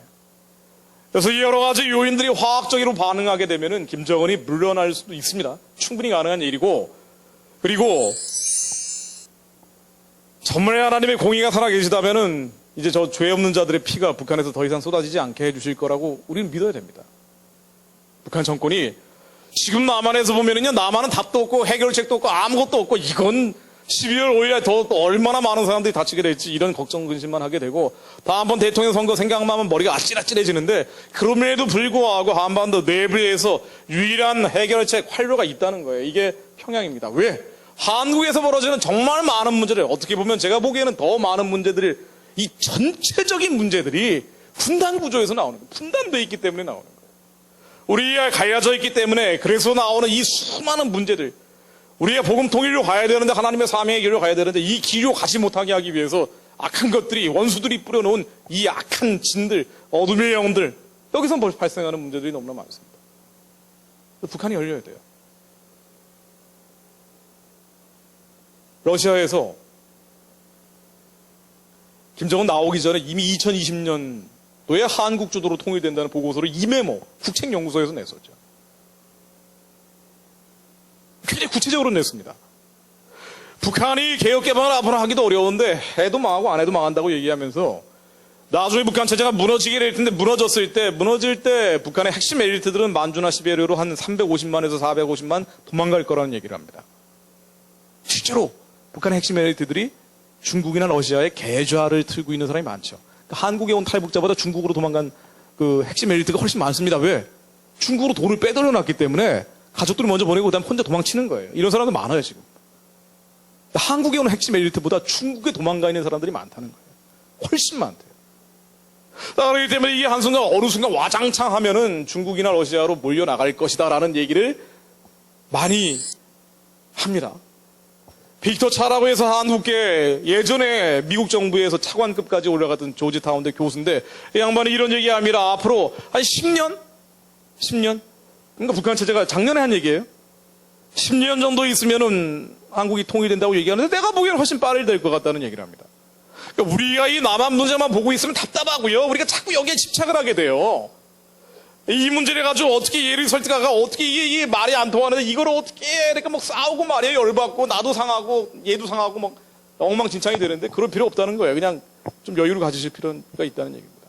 남한 내부 문제에 대해서 그냥 놔버리세요. 답도 없고 해결책도 없고. 저는 이게 직업이니까 하는 거고 그게 직업이거나 혹은 사역인 사람들은 해야 되겠죠. 그러나 정말 가장 우선해서 해야 될 기도 제목들은 평양체제가 저 우상체제가 빨리 예수 그리스도 이름으로 무너지는 기도를 해야 된다는 겁니다. 가장 우선시해서. 이게 열려야 이 모든 문제가 해결됩니다. 이코노미스트에서 이렇게 얘기하죠. 유럽 통합을 이끌고 가는 있는 잡지인데 북한은 개방을 해도 망하고 개방을 안 해도 망한다. 어쩌라는 얘기예요. 빨리 망하라는 얘기예요.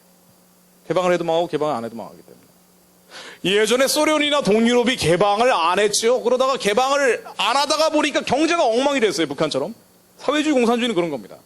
사람의 열심히 일할 수 있는 이게 일할 동력을 뺏어버리니까 아무리 열심히 일을 해도 나한테 더 떨어지는 게 없잖아요. 그러니까 열심히 일을 안 한단 말이에요. 군대 가보세요. 군대 가서 누가 열심히 일합니까? 짱이나 보고 있죠. 그냥 시간이나 때우고.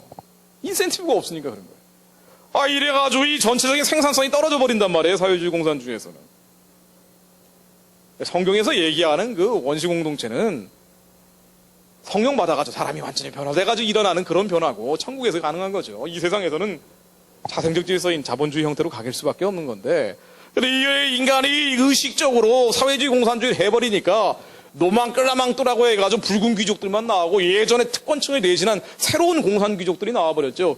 이러고 나가지고 소련에서요 빵 하나 타 쓰고 담배 한 갑 타 쓰려면 하루 종일 줄을 서는 거예요. 무상 배급한다고 해놓고. 이게 나라가 제대로 됩니까? 원자력 항공모함을 만들어놨는데 항공모함 거기 가봤던 분이 그러더라고요. 한국 교수분 중에 이게 원자력 발전으로 돌아가고 있는 항공모함인데 그 안에 보니까 화장실이 그 밑에 그냥 퍼세식으로 물속으로 떨어지는 형태로 되어 있더래요. 이 배가 어떻게 떠있지라는 생각이 들 정도랍니다. 그러니까 엉망진창으로 갔어요. 그러다 보니까 어쩔 수 없이 페레스트로이카, 글라스노르트 개혁 개방을 하게 된 거죠. 근데 개혁 개방하니까 어떻게 됐어요? 그 사람들이 의식이 변화되면서 이거 봐라 공산주의 안 되겠네? 사회주의 안 되겠네? 그래서 무너져 버린 거예요. 이대로 놔둬도 무너질 것 같아서 개혁 개방을 했더니 무너져 버린 겁니다. 그래서 개혁 개방을 안 해도 망하고 해도 망한 게 베를린 장벽 붕괴. 소련이 무너지고 나니까 동유럽이 무너지고 전체 공산주의권이 무너져 버린 거죠. 북한은 그래서 개혁 개방이라는 단어를 절대 못 쓰게 합니다. 쓰면은 공개 처형을 시켜요, 김정은이. 왜? 하면 망한다는 걸 알기 때문에. 그래서 빨리 망하게 하는 게 맞다는 거예요. 그리고 북한 정권은 망할 겁니다. 하나님을 대적하기 때문에 망하죠. 악한 짓을 너무 많이 했기 때문에 망할 수밖에 없어요. 하나님을 참칭하고 있는 이 주체사상 정권은 무너집니다. 무너지는데 아마 이런 순서대로 무너질 겁니다. 제일 유력한 시나리오는 뭐냐면요. 북한 체제가 무너질 때 앞으로 2년 반 안에 이런 일이 벌어져야 됩니다. 그러니까 이게 남한 문제를 가지고 아까 그 데모하는 모습을 계속 보니까 머리가 무거워졌는데 이제 좀 정신이 맑아지네요. 이게 하지 말 걸 그랬어요. 이게 봐야 소용도 없는데 사실은. 어쨌든 간에 남한 문제 가지고 이게 너무 답답해하지 마시고 살 길이 우리에게 민족적 비전이 있다는 것을 명확히 인지하고 돌파해 나가야 된다는 얘기입니다. 북한 체제가 무너지는 건 이런 방향으로 무너집니다. 첫 번째 급변 사태라는 게 있습니다. 가장 유력한 시나리오죠. 북한의 이 우상체제 주체사상 정권이 어느 순간 쿠데타나 정변으로 무너져버려요. 내일 아침에 일어나 보니까 김정은이 쫓겨나가 있는 거예요. 시베리아 하바롭스크 같은 데서 2014번 버스를 타고 막 돌아다니고 있는 겁니다. 어느 날 갑자기 일어나 보니까 그렇게 돼 있어요. 무너진 거예요. 새날이 왔어요. 이렇게 돼서 무너지면은요, 북한은 무질서 상태가 됩니다. 특히나 핵무기가 있죠. 생화학무기가 있죠. 이러기 때문에 미군이 예전에 주한미군이 생화학무기를 처리하는 부대를 한국에 이미 2년 7개월 정도 전에 보냈어요. 북한이 급변 사태로 무너질 수 있다는 걸 대충 상상을 하는 거예요. 대통령도 통일대왕 얘기하는 게 우리가 노골적으로 얘기는 안 하지만 이거 오래 못 가겠는데 라는 첩보들이 자꾸 들어오기 때문에 저런 얘기를 하는 것 같아요. 또 그런 얘기 하면은 또 난리를 치니까 하진 않겠지만 어쨌든 북한이 쿠데타나 전병 같은 거로 무너지게 되면은요 무질서 상태가 됩니다. 이 무질서 상태가 되면은요 그러면은 여기 가려서 안 보이는데 북한이 무너지고 나면 이게 3단계로 진행이 됩니다. 북한이 무너지고 난다고 해서 그냥 통일이 되는 게 아니에요. 무너지고 난 다음에는 이 무질서 상태를 다시 회복시키고 질서를 잡게 하기 위해서 한미연합군대가 들어가도록 되어 있습니다. 이게 작전 계획이라는 거예요. 근데 우리가 여기에 대해서는 갖다붙다 얘기할 필요는 없어요. 정부에서 하는 거니까.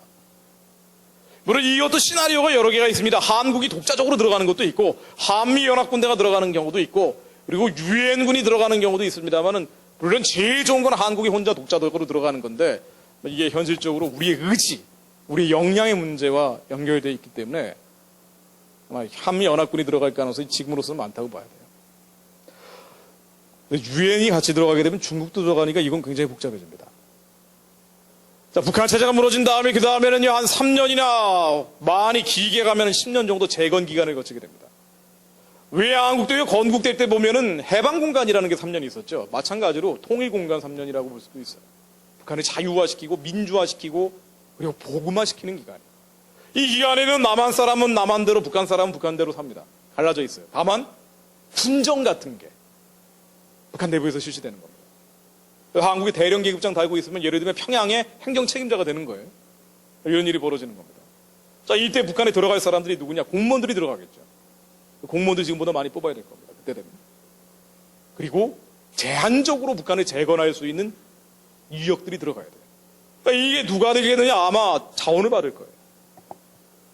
거룩한 대한민국에 있는 사람들이 들어가야 될 겁니다. 이때 들어가야죠. 그러니까 북한이 황폐화되어 있고 황량해져 있는 이 상황에서 선점하기 위해 들어가는 거예요. 그래서 한국교회가 정말로 깨어있다면 지금 북한 체제를 돕기 위해서 돈 줄 때가 아니고요.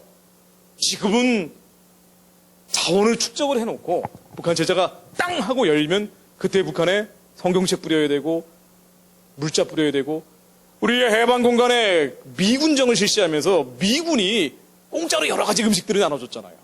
그러면서 교회로 나온 사람들이 많죠. 왜 교회 가야지 그걸 얻어먹으니까. 북한은 마찬가지가 될 가능성이 많습니다. 그때 한국에 있는 청년들이 정말 해야 될 일이 많습니다. 지금 파이프 들고 12월 5일에 누구를 때려잡을까 이 고민하지 말고요. 또 그 고민하고 있다고 가서 멱살 잡고 싸우지 말고 정말 해야 될 일이 있어요. 한국에서 청년 실업 문제 해결할 길이 없지만 막연하고 아즈라이처럼 길이 안 보이지만 북한이 열리고 난 다음에 정말 해야 될 일들이 이때 쏟아져 나옵니다. 이때를 위해서 지금이 준비된 건데요. 북한이 열리게 되면 이 재건 기간을 한 3년 거치게 됩니다. 10년 거칠 수도 있어요. 자유화시키는 기간, 민주화시키는 기간, 복음화시키는 기간이라고 볼 수가 있죠. 교회를 세우고 학교를 만들고 기도처를 만들고 그리고 많은 사람들이 이 사회복지 기간도 필요할 거예요. 긍휼을 해야 되기 때문에. 내적 치유를 해야 되고 정말 해야 될 일들이 많을 겁니다. 그리고 이 기간을 거친 다음에 그 다음에 이제 좀 때가 됐다 싶으면은 북한에서 민주적인 선거를 합니다. 민주적인 선거를 해서 지도자를 뽑아요. 국회의원을 뽑습니다. 그리고 이 민주적인 정부가 한국하고 통합을 합니다. 이때 이 민주적인 정부가 누구를 선택하겠느냐 이런 얘기하는 사람들이 있죠. 만일 북한 체제가 무너진 다음에 민주적인 선거를 해서 민주적인 정부가 만들어진다 하더라도 지금 북한이 지원하지 않으면 나중에 이 사람들이 중국을 선택할 수 있다. 한국을 선택 안 하고 말도 안 되는 얘기예요. 이런 얘기는. 무슨 중국을 선택합니까? 당연히 한국하고 통합하겠다 그러죠. 왜? 재건의 주체가 한국 사람들이에요. 한국의 시민권을 얻어야 한국의 공민권을 얻어야 한국 국민이 돼야 한국의 복지 혜택을 받고 한국 사람으로서의 여러 가지 특혜들을 받을 수가 있어요. 그러니 당연히 한국하고 통합하자 그러죠. 왜 중국하고 통합하자 그래요? 중국의 라오가이라는 제가 지난번에 말씀드렸잖아요. 정치범 수용소가 1000개가 넘어요. 지금 갈 데가 없으니까 중국으로 도망가는 거죠. 북한이 열리고 이 재건 기간을 거치면서 북한 사람들은 한국하고 통합을 하게 됩니다. 이게요 사실은 3년에서 10년 정도 재건 기간을 거친다고 제가 말씀드렸는데 훨씬 짧아질 수 있어요. 왜? 북한 사람들이 단축시킬 수 있습니다. 빨리 한국하고 통일하겠다고. 그래야지 한국의 경제적인 혜택을 받고 한국의 복지 혜택을 받을 수 있기 때문에 예전에 동독이 그랬어요. 서독하고 빨리 하나가 되죠. 그래가지고 베를린 장벽 무너지고 1년 만에 통일된 거예요.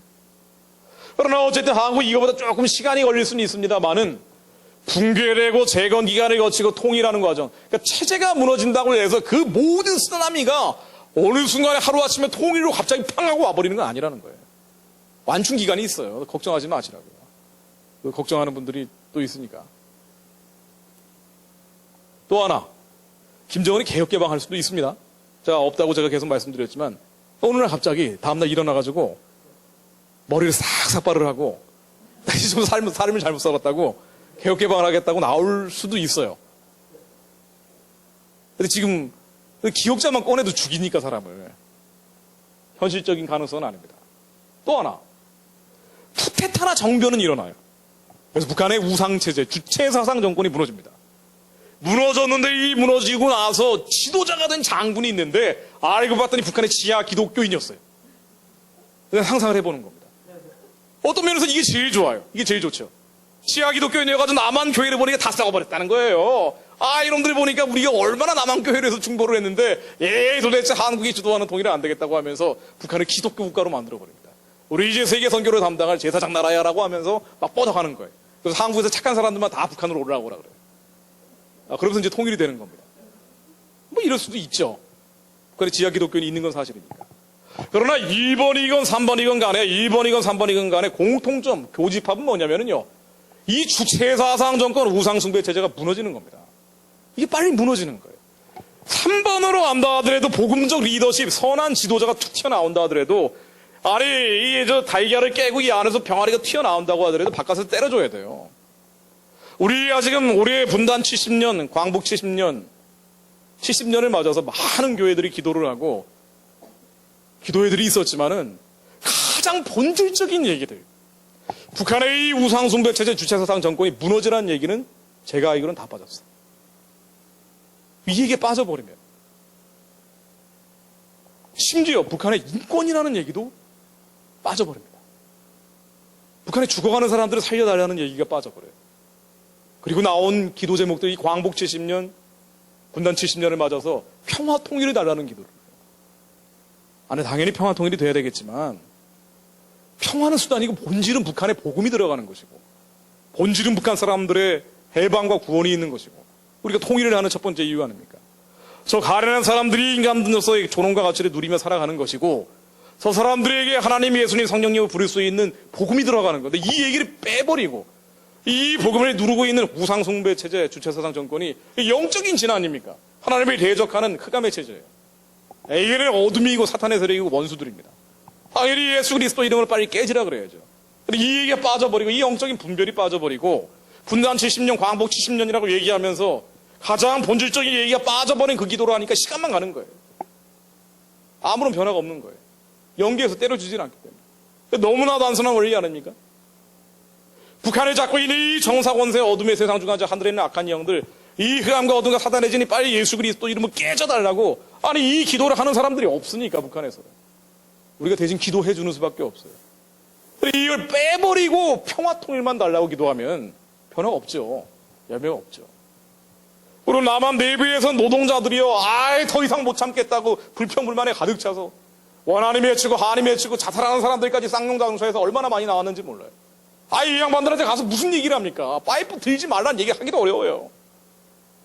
행정권 한계까지 왔다고 하면서 저렇게 저러고 있는데. 남한에서는 죽겠다고 저 아우성 치고 있고요. 북한 사람들은 통곡하고 남한 사람들은 한숨소리만 계속 커져가는 거예요. 나라와 민족을 위해서 지금이 어떤 때인지 정확히 어떤 방향성인지 분별하는 건 너무 중요합니다. 3년 내에 이 우상체제 주체 정권이 빨리 무너져야 됩니다. 무너지는 기도를 우리가 해줘야 돼요. 만약에 시간이 오래 걸리면 이거 전에 했던 얘기입니다. 제가 다시 한번 말씀드릴게요. 시간이 오래 걸리면 이 골든타임을 놓쳐버리면 그 다음에는 한 30년. 북한 체제는 무너지긴 무너지는데 오래 가죠. 한 세대가 가버리는 거예요.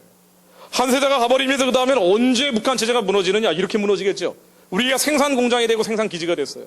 빨아먹다가 그러다가 한국이 기울어져서 이제는 삼류 국가가 돼버렸어요. 그러면 연쇄적으로 북한이 무너집니다. 또는 시간이 오래 걸리기 시작하면은요, 그럼 과정이 거칠어지죠. 자, 보세요. 핵무기가 소형화됩니다. 이제 곧 소형화될 텐데 한 3년 있으면 소형화될 거예요. 설령 3년 후에 안 된다 그래도 5년 안에는 되겠죠. 5년 안 된다 그래도 반드시 북한 체제가 무너지기 전에 될 거예요. 만약 이렇게 되면 한국의 상대로 계속 공갈치고 협박을 할 겁니다. 국지전을 일으키죠. 비정규전을 일으키고 DMZ에서 총을 쓰고 서해안에서 기관총을 갈기고 때로는 어떤 때는 30명이 죽고 60명이 죽고 90명이 죽어나갈 거예요. 그럼 없는 사람들은요 점점 군대로 몰리게 될 겁니다. 있는 사람들은 군대를 빼겠죠. 죽으니까. 나라 나로 꼴이겠어요? 유승준이 군대 뺐다고 우리가 뭐라 그러지만 이제 있는 자손들은 다 군대 뺄 거예요. 위험하니까. 그게 나라냐 말이에요. 그러다 그 다음에 어떻게 되겠습니까? 군인들이 더 이상 못 참겠다. 이번에 또한 90명 죽었어요. 더 이상 못 참겠다 하면서 북한에다 맞받아칠 수도 있어요. 자본이 빠져나가건 주가가 폭락하건. 그럼 어떻게 되겠습니까? 확전되죠. 확전되죠. 물론 북한 체제는 무너질 거예요.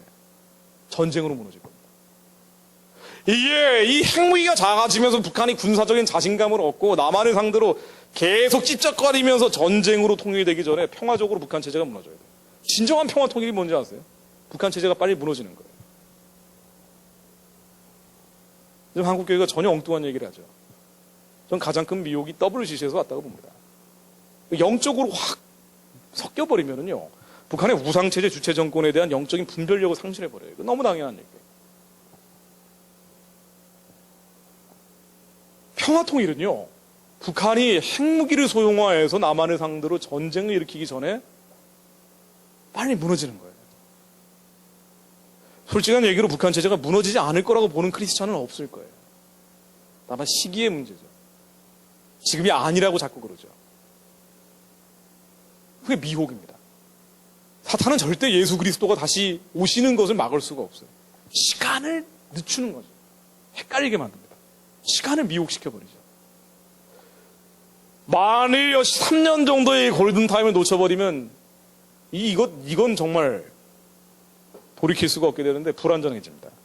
통일이 불안정해져요. 간단히 얘기하면요, 중국이 더 커지기 전에 무너져야 돼요. 중국이 더 커져버리면 북한이 안 무너집니다. 혹은 나중에 중국이 무너져서 연쇄적으로 북한이 무너질 거예요. 소련이 무너지고 나서 동독이 무너지는 베를린 장벽이 그랬잖아요. 소련이 무너지고 나서 그 다음에 무너졌죠. 북한도 마찬가지 궤적을 걸을 수가 있어요. 마찬가지 길을 따라갈 수가 있습니다. 중국이 지금까지는 그래도 괜찮아요. 지금까지는 그래도 한국이 세계에서 제일 강한 미국하고 군사동맹 국가이기 때문에 미국이 맛이 가고 있는 건 사실이지만 어쨌든 전 세계 40% 이상 군사비를 쓴단 말이에요. 미국하고 나토 동맹국 유럽에 있는 나라들까지 다 합치면은요, 아니 이게 도저히 중국이 해볼 수가 없어요. 그런데 이게 얘기가 좀 달라지는 게 앞으로 한 3년 정도 지나면 얘기가 달라집니다. 중국이 미국을 뛰어넘기는 어렵겠지만 동북아시아에서는 영향력이 커져요. 지금은 말이죠. 북한 체제가 무너지게 되면 압록강, 두만강까지 올라갈 수가 있습니다. 지금은. 저 위에 있는 중국의 심양 군구라는 게 있어요. 중국의 군구. 그 지역을 맡고 있는 그 디스트릭트를 맡고 있는 군구라는 게 있는데 여기 심양 군구라는 게 있습니다. 얘네들이 압록강, 두만강 넘어오는 도하 훈련이라는 걸 가끔 하면서 겁을 주긴 하는데 아직까지는 북한 체제가 무너졌다고 해서 그냥 밀고 내려오기는 어려워요. 왜냐면은요, 이게 만일 중국 군대가 밀고 내려와 버리면은, 그래가지고 북한 체제가 무너지지 않는 걸 막아버리겠다 그러면은요, 그러면은 이 만주벌판이 뻥 뚫려버립니다. 그러면은요, 지금 신장 위구르 티벳이라 그래서 저기 맨날 민족 분규 멀어지는 데 있죠. 여기 못 막아요. 공백이 생겨버립니다. 중국이 분열될 수도 있어요. 중국이 복잡한 나라이기 때문에 파출소를 습격하는 사건이 5.8분에 한 번씩 벌어지는 게 중국이에요. 이걸 막으려고 라오가이라는 중국의 그 노동교화소 같은 데를 1000개 이상 만들어 놓은 거예요. 데모만 하면 일단 곤봉으로 때려가지고 라오가이를 넣어버리는 게 중국입니다.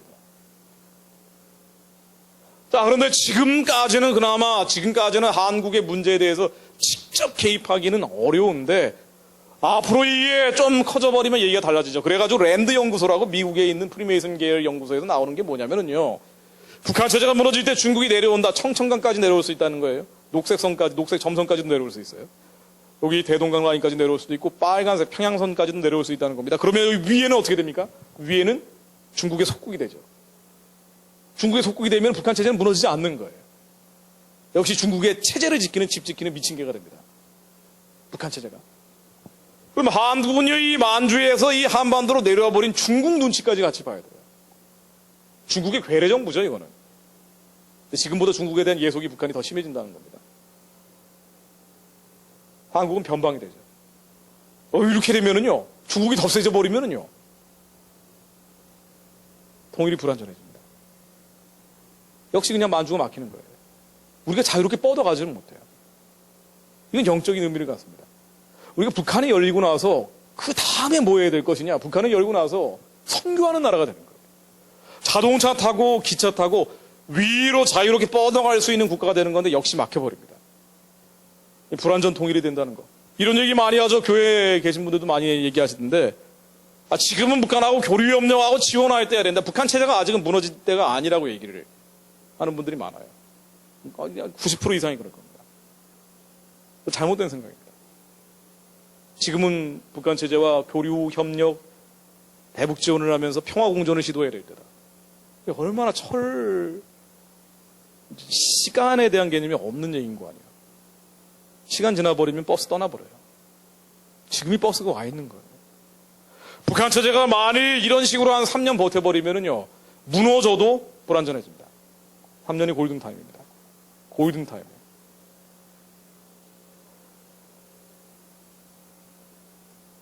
앞에 시간이 너무 이게 오늘 이 얘기 하려고 제가 온 게 아닌데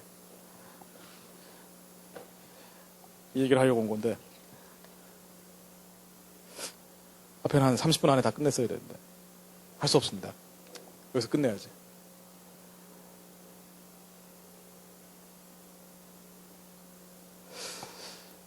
저 아이들 살려내고 북한은 선교의 기지로 바꿔내야 됩니다. 세계 선교의 주인공이 돼서 뻗어갑니다. 북한이 열리고 난 다음에 그 다음에 뭐 할 것이냐. 북한이 왜 불완전한 통일이 되면 안 되냐면요. 북한 사람들을 다 살려내지 못한다는 것도 있지만 그 다음에 해야 될 하나님부터 받은 민족적 사명이 있기 때문에 이건 운명 같은 겁니다. 데스티니예요. 우리가 선교하는 나라가 되는 겁니다. 선교하는 나라가 돼서 복받는 나라가 되는 겁니다. 전 세계가 어두워지고 캄캄해지고 흑암이 점점 창궐하고 있을 때 마지막에 한국 사람들이 전 세계 열방의 족속들과 이방의 잡족들을 살려내기 위한 구원의 벨트를 만들어내는 거예요. 그러려면 북한이 열려야 돼요. 그러려면 북한이 열려야 됩니다. 중국이 더 커져버리면 안 돼요. 노골적으로 얘기하면 중국은 공산주의 국가입니다. 인본주의 문명이에요. 유물론이 지배하고 있습니다. 중국이 역시 그 하늘을 지배하고 있는 정사 권세 어둠의 세상 주관자 유물론적 가치관이 있어요. 물질주의 문명이 있습니다. 이건 역시 깨져나가야 돼요. 중국이 복음화돼야 돼요. 중국도 역시 복음화돼야 돼요. 한반도의 통합된 통일의 복음의 화살촉이 중국 본토까지 날아가야 됩니다. 그래야지 역사의 순리예요. 우리야 북한 사람들 2,400만 살려내는 데서 그치는 게 아니고 이 복음의 열기가 만주와 시베리아까지 뻗어나가야 돼요. 우리가 얼마나 열정적인 민족입니까? 데모를 해도 이게 뭐 이렇게 하잖아요. 이 열정을 여기다 쏟으면 안 되고 하나님의 방식으로 풀어내야 돼요. 외국 사람들이 깜짝 놀란다는 거 아니에요. 어떻게 시위를 이렇게 하지? 우리가 한이 있죠. 한이 있어요. 우리가 약자라는 의식이 다 있습니다. 우린 다 을이에요. 을. 갑이 아니고 을이라고 생각합니다. 아파트 가면 경비원 아저씨라는데 맨날 소리치는 사람들이 다 을이라고 생각을 해요. 한이 있어서 그러죠. 근데 한만큼이나 흥이 있죠. 하나님이 주신 에너지가 뻗어나갈 수 있는 노즐이 있습니다. 우리가 좋은 방향으로 뻗어가야 됩니다. 이게 통일이죠. 만주와 시베리아로 뻗어나간 다음에는요, 중국 공산당 정부가 폭력으로 2차 대전 이후에 뺏었던 지역이 있어요. 티베트, 신장, 위구르, 몽골입니다. 이건 폭력으로 뺏은 남의 나라예요. 중국이 복음의 빛이 들어가게 되면은 한국 사람들의 빛이 여기에 비치게 되면 북한의 2,400만 동족들, 저기 117만 군대, 군인들 뭐 할 겁니까? 훈련시켜가지고 중국으로 보내야죠. 시베리아로 보내야 돼요. 만주로 보내야 됩니다. 저 사람들이 다시 살려내는데 너희들이 받은 이 복음을 같이 전하러 가자고 가야 돼요. 버려져 있는 꽃제비를 뭐 할 겁니까? 공부시켜가지고 하버드 보낼 거예요? 하버드 가서 그거 뭐 할 겁니까? 그러려고 살려내는 게 아니에요. 구원시키려고. 그래서 그 구원의 빛, 아버지의 나라가 이 10년 가운데 이 가슴 속에 완전히 이루어져서 어떤 상황이든 환경이든 처지든 나는 행복해. 여호와는 나의 목자식이 나에게 부족함이 없으리로다 하는 다윗의 고백이 이 꽃제비들 가슴 속에서 튀어나올 때 이 행복감, 이 만족감, 이 성령 안에서 그와 평강과 희락을 너희들만 가지고 있지 말고 저기 중원지방에 아무리 돈이 많아도 불행하다고 여기는 사람들에게 전하라는 거예요. 그럼 전해줘야 됩니다. 빛이 들어가야 돼요. 우리가 북한에만 머물고 있는 게 아니라 중원 땅까지 들어가야 되죠. 우리가 제국주의를 하겠다는 게 아니고요. 제사장 나라가 되겠다는 거예요. 이게 하나님의 뜻이죠. 열리고 나면은 이제 신장, 위구르, 티벳 요쪽은 떨어져 나갈 겁니다. 떨어져 나가는데 이 떨어져 나갈 때 이게 중요합니다. 예전에 소련이었던 나라, 소련에 있던 나라들이요. 우리야 복음의 빛이 저 신장, 티벳, 위구르까지 계속 뻗어나갈 때 예전에 소련 그 거대한 공산주의 제국에 있던 카자흐스탄, 우즈베키스탄, 투르크메니스탄, 타지키스탄, 키르기스탄 이 탄탄한 국가들. 이 탄탄한 국가들이 떨어져 나가면서요. 공산주의라는 이 강한 진이 깨져나가니까 그 다음에 어떻게 됐냐면요. 어떻게 됐죠? 어떻게 됐습니까? 이슬람이 들어갔죠. 공산주의는 종교예요. 주체사상은 이거보다 훨씬 지독한 종교입니다. 절대성을 부여하는 거잖아요. 이게 영적 진이에요. 정사, 원세, 어둠의 세상 주관자 하늘에 있는 악한 영들입니다. 성경에 다 나온 얘기들이죠. 귀신 하나 빠져나가면은 깨끗해졌다고 다시 7 귀신 들어옵니다. 어떻게 됐습니까? 공산주의 무너지고 나니까 이 탄탄한 국가들이 이슬람이 쓸어버렸어요. 이슬람이 지금 카자흐스탄 같은 경우는 원래 한 80% 정도 됐다 그러는데 요즘 나오는 통계 보니까 90%는 넘는다는 얘기도 있어요.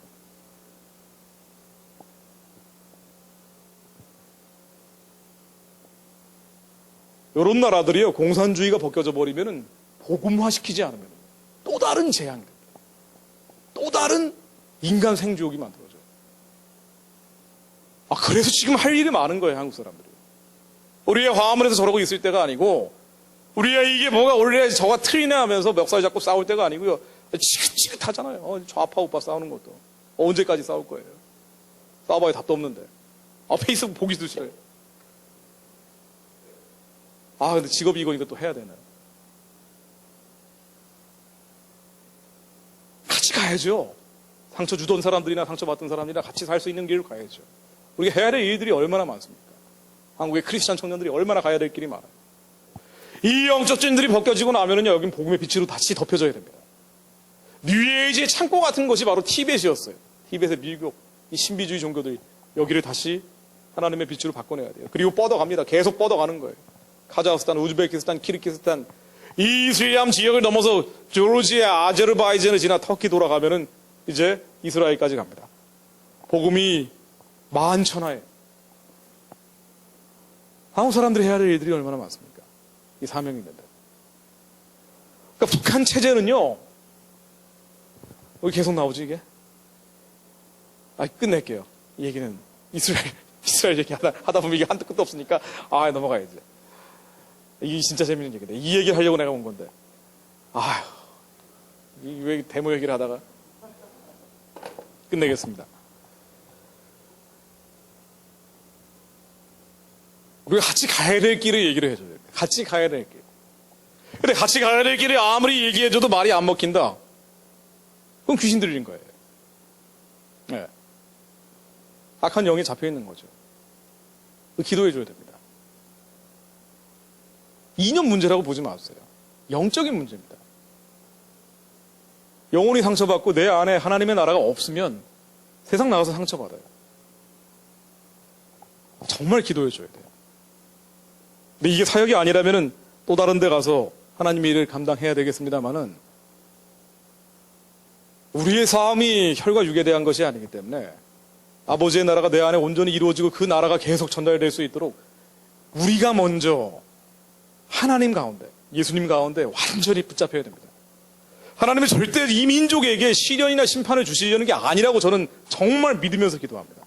우리야 심판받아 마땅한 백성들이에요. 그러나 하나님이 우리에게 장래에게 소망을 주고 평안을 주시고, 다만 조건이 있죠. 부르짖어야 되고 나를 찾고 찾으면 만나리라. 하나님을 만나야 됩니다.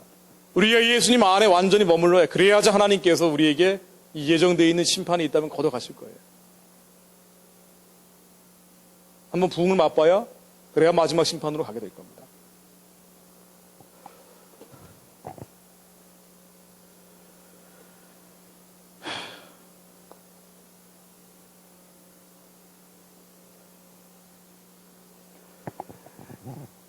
이제 말씀을 정리하겠습니다. 이 나라 안의 문제를 보면은 정말 답답하고 갑갑하고 점점 그렇게 될 가능성이 많은데요. 원래 병아리가 알 깨고 나올 때 그 전에 고통스럽고 힘든 시간이 있는 걸 거예요. 남한 내부에서 결사적으로 맡고 있는 많은 애국적 활동들이 있고 충분히 우리가 그것을 감당해내야 되겠습니다만은 그런 일들과 함께 가장 우선시해야 될 것들이 평양에 다윗의 열쇠가 들어가 있는 키홀이 있어요. 이 우선순위를 잊으면 안 됩니다. 앞으로 한 2년 반, 3년 정도 평양 체제가 예수 그리스도 이름으로 빨리 무너지고 이 기도에 집중을 해야 됩니다. 남한이 혼란스럽고 더 엉망진창이 돼간다고 느껴질수록 이건 저한테 다짐하는 내용이기도 합니다. 남한 내부 보면 답답하잖아요. 그럼에도 불구하고 우리가 북한을 열고 저 어둠의 장막들, 베이들을 거둬서 가야 될 너무나 신나고 하나님께 쓰임받을 그 놀라운 비전의 길들이 있다는 걸 생각하면서 가야 됩니다. 마무리하고 기도하겠습니다.